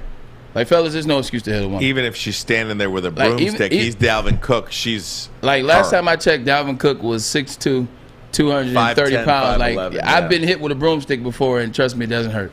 And if anything, it doesn't hurt.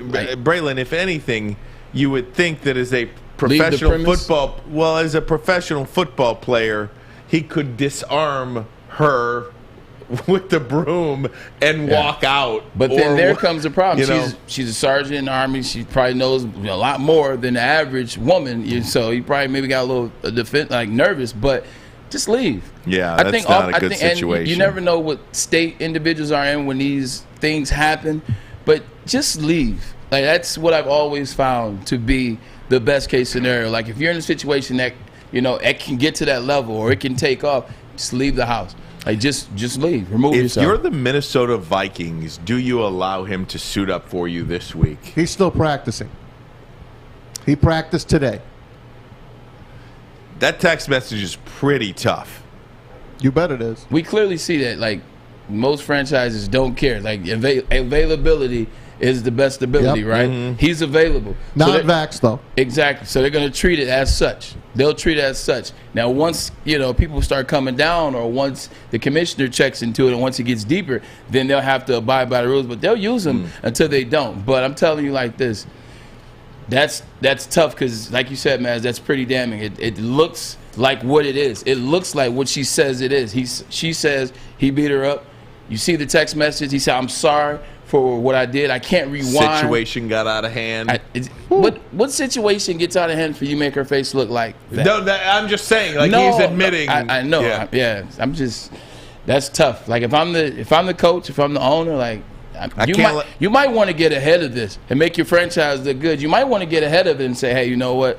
We're just going to sit him out and see how things play out. Honestly, if I'm the Minnesota Vikings, I can't let him play this week. Yeah. I can't let him play this week. Just until you know more. Only problem is he could sue you and get that money back, and that's the only problem. Until you know more, I can't let him play this week. You could sit him and pay him. You could sit him and pay him. Sit him with pay until we are pending an investigation. We still don't know. Remember Trevor Bauer? We still don't know what happened to Trevor Bauer. Yeah. I mean, baseball basically cut him. The Dodgers did not use him. The Dodgers could have used that arm, but no. Baseball stepped in and said, there's way too much damning evidence here, and Trevor Bauer had to sit the whole rest of the season out. He'll probably never play again. Look, an allegation is an allegation, and then you see a photo, and then you see a text message. You got to sit, Dalvin. You can't play for me right now until I see more information, until I do my own investigation. You can't do it. Alexander Madison, come on down. Seriously, can't play this week. But you know who can play? I want to look at the playoff picture in the NFL. Best teams versus spread, Super Bowl odds. We got a lot of NFL to discuss on the field. What's happening? Ermanni and Edwards. Woodward Sports Network, the bottom line. Fellas, football season is here. It's time to make your grooming experience easy like Sunday morning. Get to Lady Jane's Haircuts for Men. Walk in, relax, watch your favorite team play, and before you know it, your hair will be game ready. Get to Lady Jane's, open 10 to 8, 7 days a week. Walk in anytime. It's wicked awesome. Make sure you download the Woodward Sports app in the App Store and the Google Play Store today. Take Woodward Sports with you wherever you go and listen live on your phone or mobile device. Hey, gang, I want to tell you about Guardian Alarm. They're your local security experts. They have been for over 90 years. They got everything that you possibly could want. 24/7 local monitoring. You want to lock and unlock your doors, they got it for you as well. The number to call is a simple one. You want to look like a hero in front of your wife? You want to be that championship defender to your home? Well, then call this number. Are you ready? 1-800-STAY-OUT. That number again, 1-800-STAY-OUT. Stay out of my house. Will you? Guardian Alarm, your local security experts for over 90 years. Get that black and gold sign out in front of your house. Black and yellow, black and yellow, black and yellow. It's wicked awesome.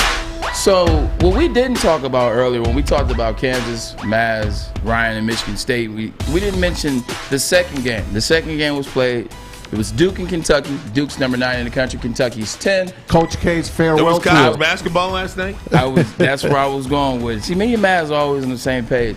Before the Duke and Kentucky game, which Duke won 79-71, Coach K was honored at the game before, which is the Michigan State-Kansas game. He was honored at halftime because of, what is that tournament called? The State Farm Classic. It's the State Farm Champions Classic. There we go, the State Farm Championship Classic. It's been going on now for 11 years. Mike Krzyzewski has been there since the beginning. The Duke, the same teams have been there. But Mike Krzyzewski, this is the last dance for him. Yeah, no pun intended. This is the last dance for him. He's been at Duke for 42 years.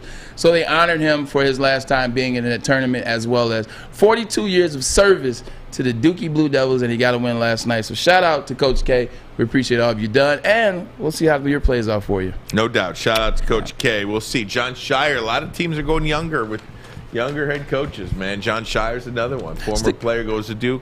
I think the big thing is the connectivity. Yes. I feel like that's the big thing. Like back in the day and back in the past, like you could be an older coach because you still could coach the way the coach before you coached. Mike Krzyzewski is a representation of Bobby Knight and et cetera, and it goes down the list. But now it's social media. It's you can't touch the players. You can't yell at the players. You can hurt the players' feelings. You have to protect the interest. Now you have name, image, and likeness. A lot of these coaches are getting to that point. They're 82, they're 80, they're 75. They can't connect to that. Yeah. Not everybody's Nick Saban. Like, not everybody's Nick Saban. A lot of these guys can't connect. So you're seeing the younger coach, the Juwan Howard, the Penny Howard, the Matt LaFleur's, and the list goes on. We're seeing the end of the Izzos and the Bill Selfs and the Mike Krzyzewskis. We're seeing the end.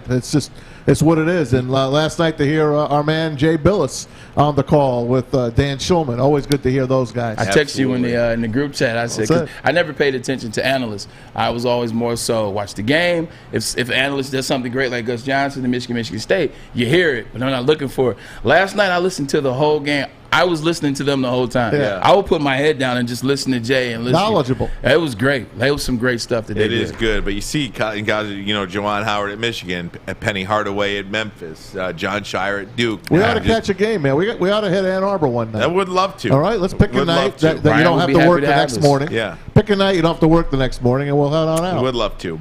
Guys, want to get into some NFL now. This is the current playoff picture. If the season were to end today, we are, kind of halfway through the season already. In the AFC, number 1 seed, remember now, only the top seed gets a bye.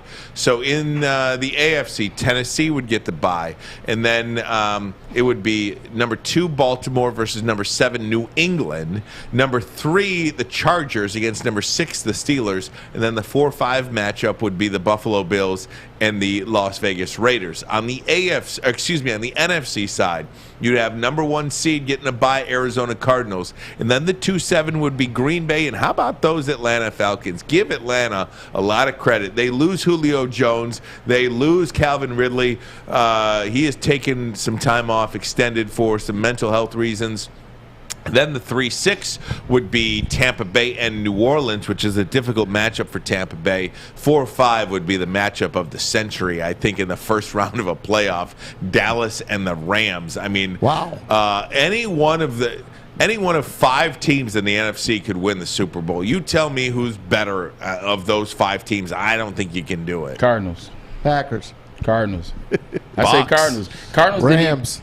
Look how good the Cardinals Cowboys. Look how good the Cardinals looked last week with Colt McCoy, who we didn't even know was in the NBA, in the NFL. And they still looked that good. They still were that dominant without arguably the most electrifying player in the NFL right now, in Kyler Murray. He and Lamar Jackson are trading. They're trading weeks. 1 week it's Kyler, 1 week it's Lamar. And they're still that good with Colt McCoy. They're still that good without DeAndre Hopkins, who didn't play. A.J. Green didn't play, and they still were that good. So that's why I'm saying that they were that good. I think the Browns will surpass the Steelers when it's all said and done. Man, they looked like garbage, actually. They won 4 in a row. I don't know how, and they're going to win 5 in a row. You know why? They'll beat the Lions Maybe this not. week. No. Maybe not. You know what they're not doing? And this is Ben Roethlisberger has always had success in the NFL for the most part. But he's had his best success when he's done what? Not turn the ball over. Yeah. In the last 4 weeks, they haven't had a turnover. Actually, I take that back. Look. Defense is playing good. They're not turning the ball over. If you look at that, that's a 10-point win. You miss an extra point. 11. And then you get a stop defensively.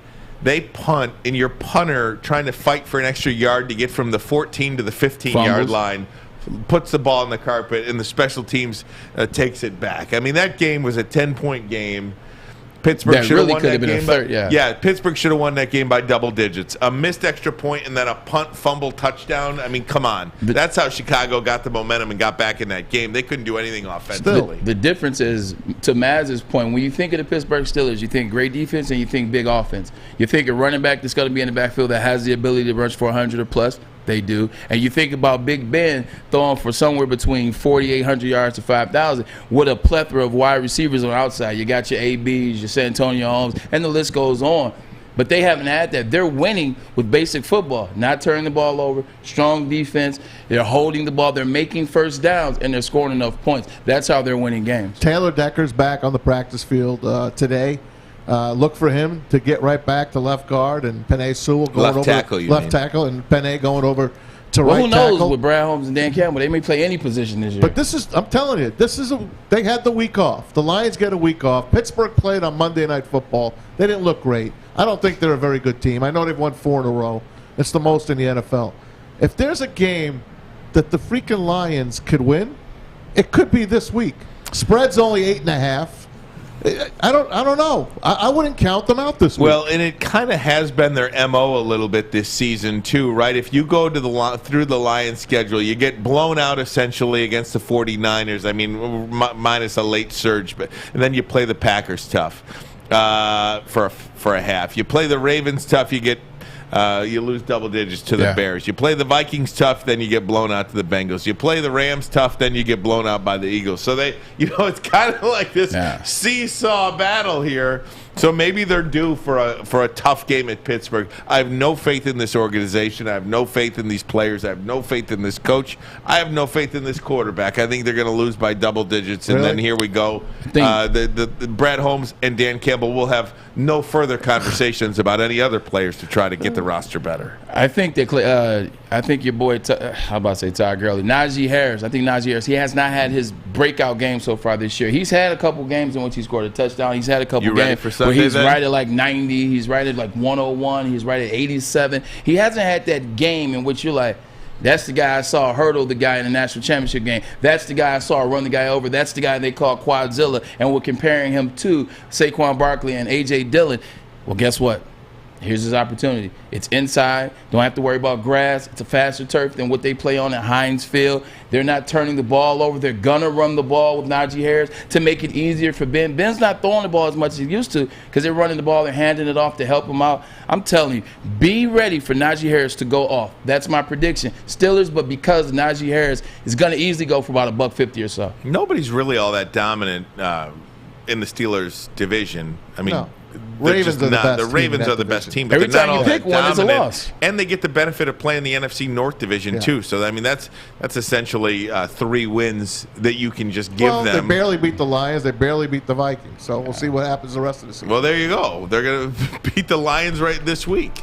They beat the Bears. They'll beat the Vikings. Probably lose to the Packers. But guys, there's Super Bowl odds and best teams versus the spread. I want to do that as well. We'll do it next. Ermanni and Edwards. Woodward Sports Network, the bottom line. Hi, I'm David Hall from Hall Financial. One mortgage myth we hear all the time is having to choose between a 15 or a 30-year fixed term. At Hall Financial, we offer the modern mortgage to create a flexible term that fits your unique financial situation. Our team of mortgage experts are available 7 days a week to review your goals and customize a solution for you. Get started today with a free 5-minute mortgage review at 866-CALL-HALL or chat with us online at callhallfirst.com. Current Super Bowl odds, the Tampa Bay Buccaneers are the favorite, 9-2 favorites to win the Super Bowl. Coming up next, the Buffalo Bills and the Arizona Cardinals, man. Where Arizona has come in 7-1. Look, if you look at 10-1 to win the Super Bowl right now, Green Bay, Dallas, the Rams, and Tennessee, I mean, you could take a flyer, couldn't you? On Green Bay, Dallas, the Rams, at 10-1, any one of those teams is a good play right now. And honestly, I think you could probably even find better odds with the Packers right now. I think this is the week to bet the Packers to win. I got them 11-1. Yeah, 11-1. See, you got 11-1 here. They're 10-1. Yep. Getting right back to that, just want to correct myself. The Detroit Lions do play away this coming weekend. They play in Pittsburgh. But once again, I just looked up the weather. It's going to be 30 degrees in Pittsburgh at kickoff. That's a Pittsburgh-type game. That's a running back-type game. So look for Najee Harris to still break out like I said he would. And again, with the Green Bay Packers, this is the week to play them because you figure all the COVID talk with Aaron Rodgers, the shot, the turmoil, this, that, and the other thing, you could probably get a pretty good number on the Green Bay Packers. You said you put it down. I put money on them. I went to my MyBookie account because I made some money over the weekend on the Breeders' Cup. So I took some of that money and I future bet. I took the Packers to win the Super Bowl. I picked them earlier in the year when we all picked our teams. Why not stick with them and double down, especially if OBJ goes there? Right. I think there's a good chance that he does sign with them. Packers are a good pick. Like that's a really good pick. I think he does go there because the main reasons we talked about. You got to bet on yourself sometimes in life. Most times you should, but sometimes you really have to bet on yourself. And I feel like if you trust yourself, if you feel like OBJ, what you were doing was not being featured, you were marginalized because they wanted to go away from you, they didn't like you, they didn't bring you in, that's not the GM and not the coaching staff that brought you in. So if all those things are true and you are working to the best of your ability, in that case, I bet on myself. I go to Green Bay, I take that minimum, I ball out, and then the rest can be up to you. Are the wide receivers talking to each other, or do they, like, in other words, did OBJ, is he talking to Devontae Adams? Is he talking to Randall Cobb? Everybody talks to each other now. Like, this is that era, and it started with LeBron James, Carmelo, D-Wade, and Chris Paul in basketball. But this is the era where everyone talks. Everybody's recruiting. Like, people care about the superhuman duo. Like, they care about, like, the team up. They care about being on the field or the court or the diamond or the ice with another player of their caliber, another player they like to hang out with in the offseason, another player that makes highlights. And I guarantee you Devontae Adams and OBJ are talking. And Devontae is telling me, look, man, you come here, I don't care about the ball. I just want to win. I just want to ball out. You can ball out. Aaron will get you the ball. It's definitely a conversation that's being had right now. And Devontae is doing the Green Bay Packers a solid because I guarantee you, he's like, look, man, don't worry about the money. You got enough bread right now. You know, maybe they raise it up $1 million for you or something like that. But I'm telling you, we're going to win this year. We're going to win this year. That's a conversation. Let me ask you this. Would Devontae Adams take some money out of his pocket and say, come here, I got you? Restructure his deal? No, not restructure his deal. Like personally? Yeah, personal. A little side action. Like do you what, guys do that? Like $1 million? Like just like 500, yeah, $500,000. I'll give you $500,000 out of my pocket. No, because money doesn't work like that. Like the NFL, them contracts and all that stuff does not work like that. I'm talking man to man. I'm not talking NFL. I'm not pulling out $500,000 out of my pocket to give to another man. That's what I'm asking you. Hell no, I'm not doing that. You want to win a Super Bowl? No, but here's the difference. Buy a car. Here's the thing. Not only that, though, I can tell the management, hey, we can restructure some of this. Like moving forward with the rest of the season, you can restructure my contract to where, you give, OBJ a certain amount out of my check per weekly. Now, I would do something like that. Like every week, give him, $25,000 or something until it gets to $500,000. That's fine. But I'm not going to my bank and dropping $500,000 in his lap at one time. No, thank you. I bet you Tom Brady's done that. I don't know if he has. No, he hasn't. I can almost guarantee you Tom Brady has not done that. No one's done that. I'd be surprised. Like pay some fines, yes. Give somebody How about a car? Yeah, I can see that too. Yeah. Yeah, but you're talking about anything over is luxury tax anyway. But anything over, I'd say 75,000, maybe even 50 is like, whoa, I got to go talk to my accountant about that. I got to talk to my people. I'm not taking that out and just dropping on you. Anything over like 50 to 75,000. Okay. But yeah, like some things can happen like that. But for the most part, it's all what you call payroll deduct. It's a payroll deduct situation. Like, hey, restructure my payroll deduct so you're giving OBJ $25,000 a week until it gets to $500,000 and get my stuff regular. Something. Yeah, you would feel like a $9 billion corporation. You wouldn't have to have the little guy, even though the player is in this case a millionaire, multi-millionaire, 100 times over. It's called salary cap. Yeah, right. That's true. It's called salary cap. Look at the St. Louis Rams. Stan Kroenke, the former owner of the St. Louis Rams, now the LA Rams. They moved out of St. Louis, basically carpet-bagged them. Got them to build the stadium, Edward Jones Dome, redone it, all behind. And then he says, I'm getting out of here, going to L.A., built his own stadium. And now the city of St. Louis is suing him, suing the NFL. They want their team back. So they want an expansion team. Kroenke's like, look, I'll give you $100 million to drop this case. They're like, take a hike, pal. Right. We're going all the way with this. And now what I'm hearing are the other NFL owners, Jerry Jones, all those guys, and they usually stick together. They kind of got a conglomerate going against Kroenke right now in L.A. Maybe they're starting to be a little bit pissed because he's got that beautiful SoFi Stadium. It's all jealousy, but someone's going to get paid, and I bet you St. Louis gets an expansion team. Yeah, the NFL maybe the Lions. The NFL owners and everybody, they're jealous of what the Rams represent right now. They're fun. Yep. Everybody's talking about them. Stafford is the toast of the town. The Rams are the team that they're talking about. They're the brights, the glitz, the glamour. It's L.A. SoFi Stadium. Von the Super Bowl is there. Now too. Von Miller's going there now. All they ever talk about is Aaron Donald and Jalen Ramsey when you mention defense. So people are just tired of it, especially Jerry in Dallas, who's like, oh, my God, if I got to hear about the Rams again, it's just jealousy and hate. I got a what-if for you again because we played the what-if game all day. You got to keep it going. We got to keep it going. Yeah. All right, the city of Cleveland, The Browns versus the Lions. We always say there's no. I think the it's city worse of Cleveland is a what if. Okay, we I always think it's say worse to be Cleveland. Well, I think it's always worse to be the Lions fan because we had really no chance of winning any year. At least Cleveland went to a few AFC championship games. Yeah, in the 80s. But they had their team taken away. Okay, here's a what if. Hard Modell. What if the Lion franchise was moved to St. Louis? Would you mind if that happened? If you're a Detroit Lions fan? Of course. If you're promised an expansion team, like the city of Cleveland got. Different owner? Different owner. Yeah. Lion fans take that in a heartbeat. Yeah, I'd take that. Just want the one if you. Here's the question. This is the second part of the question you got to ask, Maz. When are they getting that team? Within 5 years.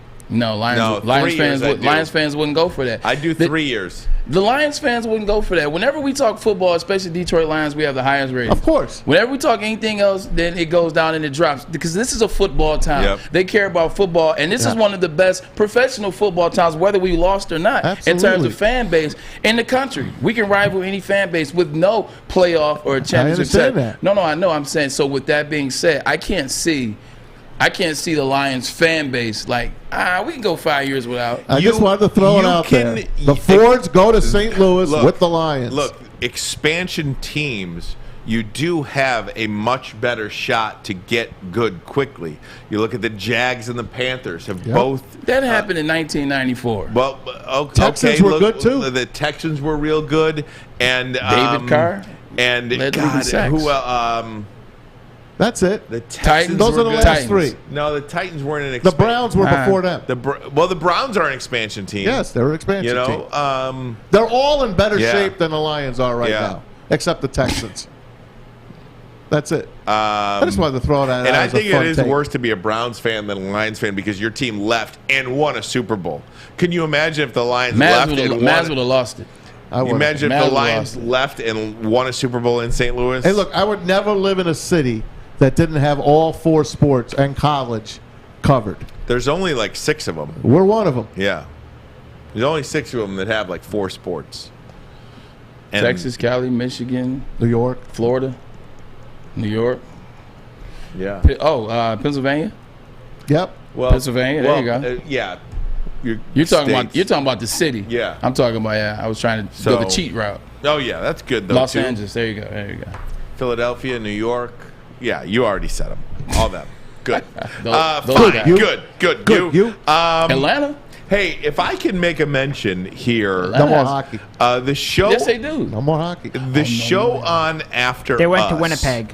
You might want to start, if you're into numbers, you might want to start paying attention to the Woodward Bets show. Oh, yeah. Beer and Scotty. Chris Beerman, Scotty G. These guys who are doing Woodward Bets are on absolute fire. They are 9-0 this week. 9-0. They're on from 6 to 7. The guys from Woodward Bets do a great job each and every week. Beer will be on with us tomorrow. Beer was on with us yesterday, Thursdays. He will be on with us Thursdays moving forward. Gave us a couple of winners. Gave us the Thursday night winner. Gave us Purdue over Michigan State. So start paying attention to those guys. If you know anybody, let them know. Woodward Bets on YouTube, on Twitter. Give it a look. Those guys are doing an absolutely fantastic job. Sometimes you win, sometimes you lose. You go on good runs, you go on bad runs, but the content and the method that they use is a very good one. That was a hell of a promo there by you. They may be 9-0, but I got the upset of the week last week picking Tennessee and saying Matt Stafford was going to have a Matt Stafford game. So, I mean, hey, they might want to come and use my services. You know, I can be I can be an outside contractor. Yeah, this is true. You did give me okay. You know, we both had a good one. Ermanni and Edwards, videos of the day next. Woodward Sports Network, the bottom line. Tony is a third-generation logger that has a simple, practical approach to life and work. That's why his Coast DX342 knife is perfect for him. The stainless steel blade is rust-resistant and made for all-weather use. And the double roll-lock safety ensures that it will never inadvertently close when he doesn't want it to. That's why Coast is trusted tough.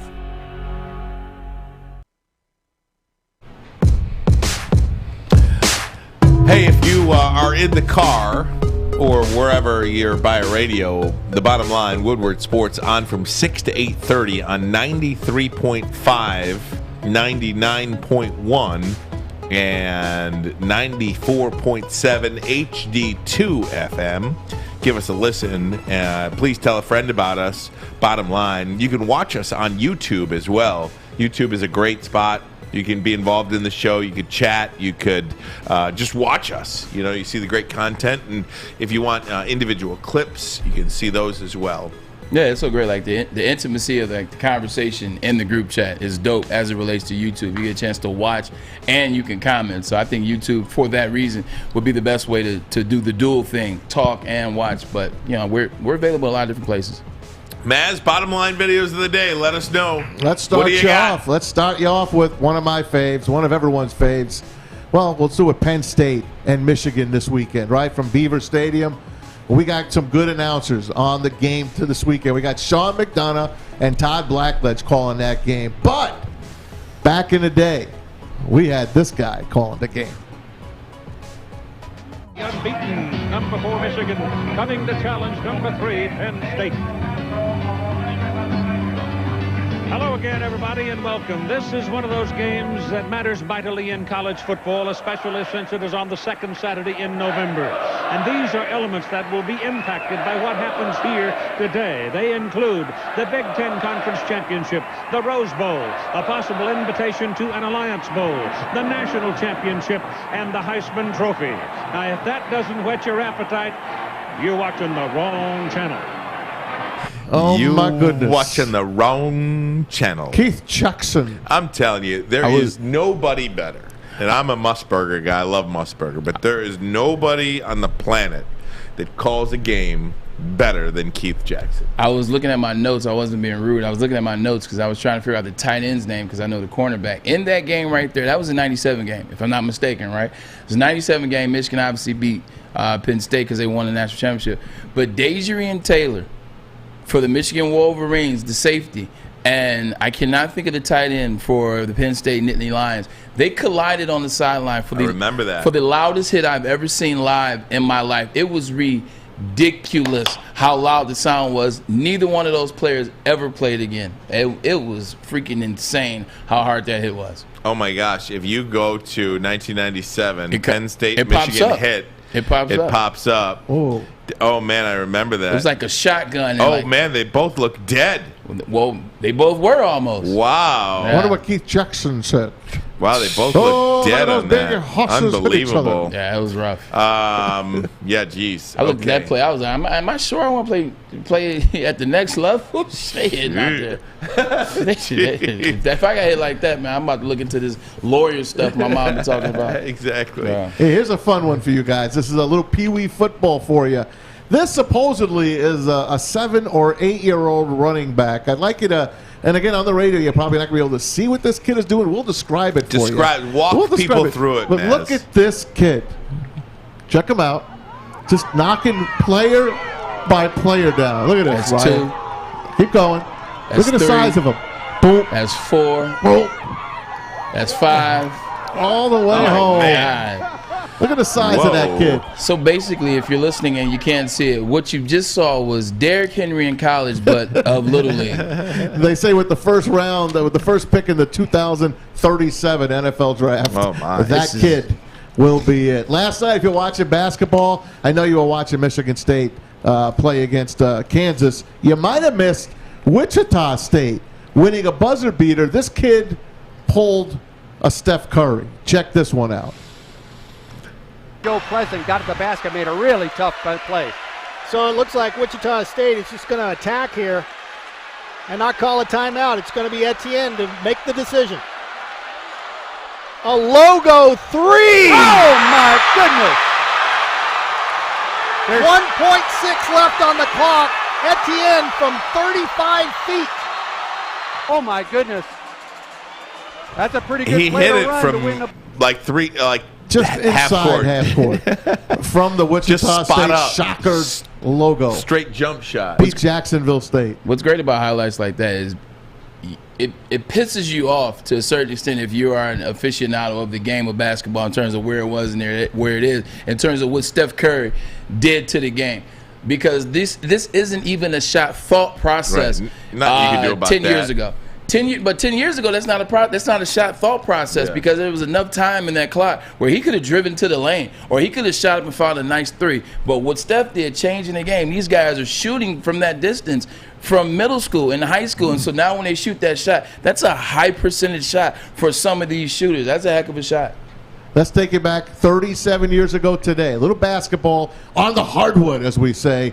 It's Dr. J and Larry Bird mixing it up. Now, if this happened today, these guys would have been suspended probably 6 games each and fined $100,000. Just one game. Neither one was suspended for this beautiful brawl. That's 6 for the Doc. And what do they call him? And Billy Cunningham's out in the court. Now, come on, Bill.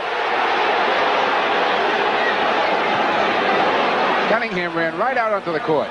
Is Dr. J trying to hold Bird. Bird retaliates, and as always, the officials see and a fight between Jay and Bird has broken out on the court.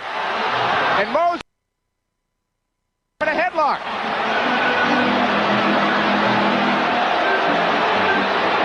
Casey Jones pulls Malone off the pack. And now ML Carr and Malone do a little push. Mo Cheeks, Moses Malone. Look at these teams, man. I mean, I'm going to tell you like this. Celtics and the Sixers. Look at Barkley. He's like, I want no part of that. No, the Boston Celtics didn't want any part of that. They had Moses Malone, Barkley, Dr. J, Daryl Dawkins was on the bench. You had Mo Cheeks. Boston Celtics didn't want any part of that smoke. But how about Julius going after Larry Bird? I mean, that takes something to go after the guy that let's face it, he was the great hope of the NBA back then, and Dr. J took offense to it and took him down. At the same time, Dr. J was on his way out, and he had come over. He had already made it from the ABA. He made it through. He made through the crossover to the NBA. Dr. J is like, I don't give 2 damns about this white boy. If that had been a younger, NBA player, he wouldn't have went after Bird. He was like, nah, I'm not so smart. Dr. J was on his way out. He didn't care. So great. One of my prized possessions at home, I have a Julius Erving signed ABA basketball at home. Really? Love that. Dr. I wish J. they brought that ball back. It's the greatest ball in white, sports and blue. history. That was beautiful. The ABA was way ahead of its time. Yeah. And the NBA, of course, took a lot of stuff from it. Sure. 3-point shot, Well, it's dunk like, contest. honestly, it's like the XFL, the original version of the XFL. The NFL eventually adopted many of the things. Well, the USFL. No, the XFL. I'm talking like about the camera angle. with the cameras in the In the huddles huddle, and the mic'd up players and all of those things that the XFL did, 20 years ago, 25 years ago. Whenever you're trying to, compete against the big boy, whether it's the AFL competing against the NFL, the ABA competing against the NBA, etc., you always got to come up with catchy things, new things, trending things to get eyes on your game. And that's why you see those guys come up with things like that. And then once they shut down, those big boys always like, yeah, okay, that camera huddle did look good. Let's get that. Oh, yeah, that did look good. Let's get that as well. But if you remember the USFL, too, they took the 2-point conversion from them. They did a lot of stuff. And, of course, they took 95% of the players that played the USFL that weren't good enough for the NFL came over to the NFL. USFL, how about Dupree? Marcus Dupree, man. Biggest Great 30 deal ever for 30. at that time. Kind of a nice night in sports tonight, too. You got some more action. You got some college football. Got Pistons. Got the Pistons. I was getting there. I'm sorry. You freaked out. You got the Pistons, and you got the Michigan Wolverines. Number 6 in the land. Number 1 Buffalo versus number 2. Cade Cunningham going up against Jalen Green. Thank you. I'm not good with names. Jalen Green. That's what I'm here for. That's why I freaked out. I'm Tried excited to save see you. that. Raising the banner tonight. I wish they were playing here.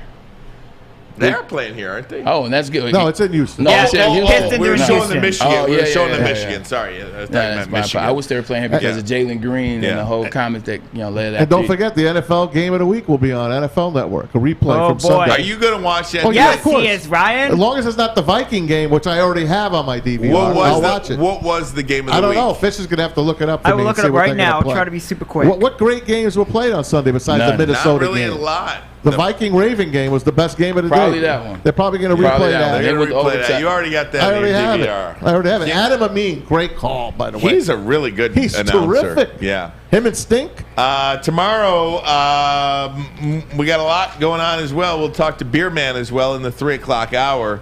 Get his picks for the weekend and for the Thursday night football. We'll react to the Pistons and Michigan and a lot going on. Got the Dolphins and Ravens playing tomorrow night, Thursday night football. Maybe Tua might not play again. Yeah, he ain't so playing. Jacoby Brissett will step in for Miami. Very good. Braylon, get us out of here. Man, we had another good day bringing you guys the information as we do. 2 to 4 Eastern every day, Eastern time in the Eastern Standard Time Zone. We're doing it big. Ermanni and Edwards, we're enjoying ourselves. Hey, here's a food for thought. If you feel some type of way, stand your ground. If you're sure you feel that way, stand on it, back it 100% and fight it to the death. And also, take advantage of opportunities. We're taking advantage of ours. We love you, appreciate our fans. This is the Bottom Line Woodward Sports Network. He's Ermanni, I'm Edwards. We're out of here. There's a break. Gagne for Nemestikov. Gagne covered. Nemestikov in himself cuts to the net. He scores! What a beautiful goal! It's 1-0 Detroit. Whoa, is he playing with confidence now? Impossible angle. I didn't think he was going to cut to the front of the net.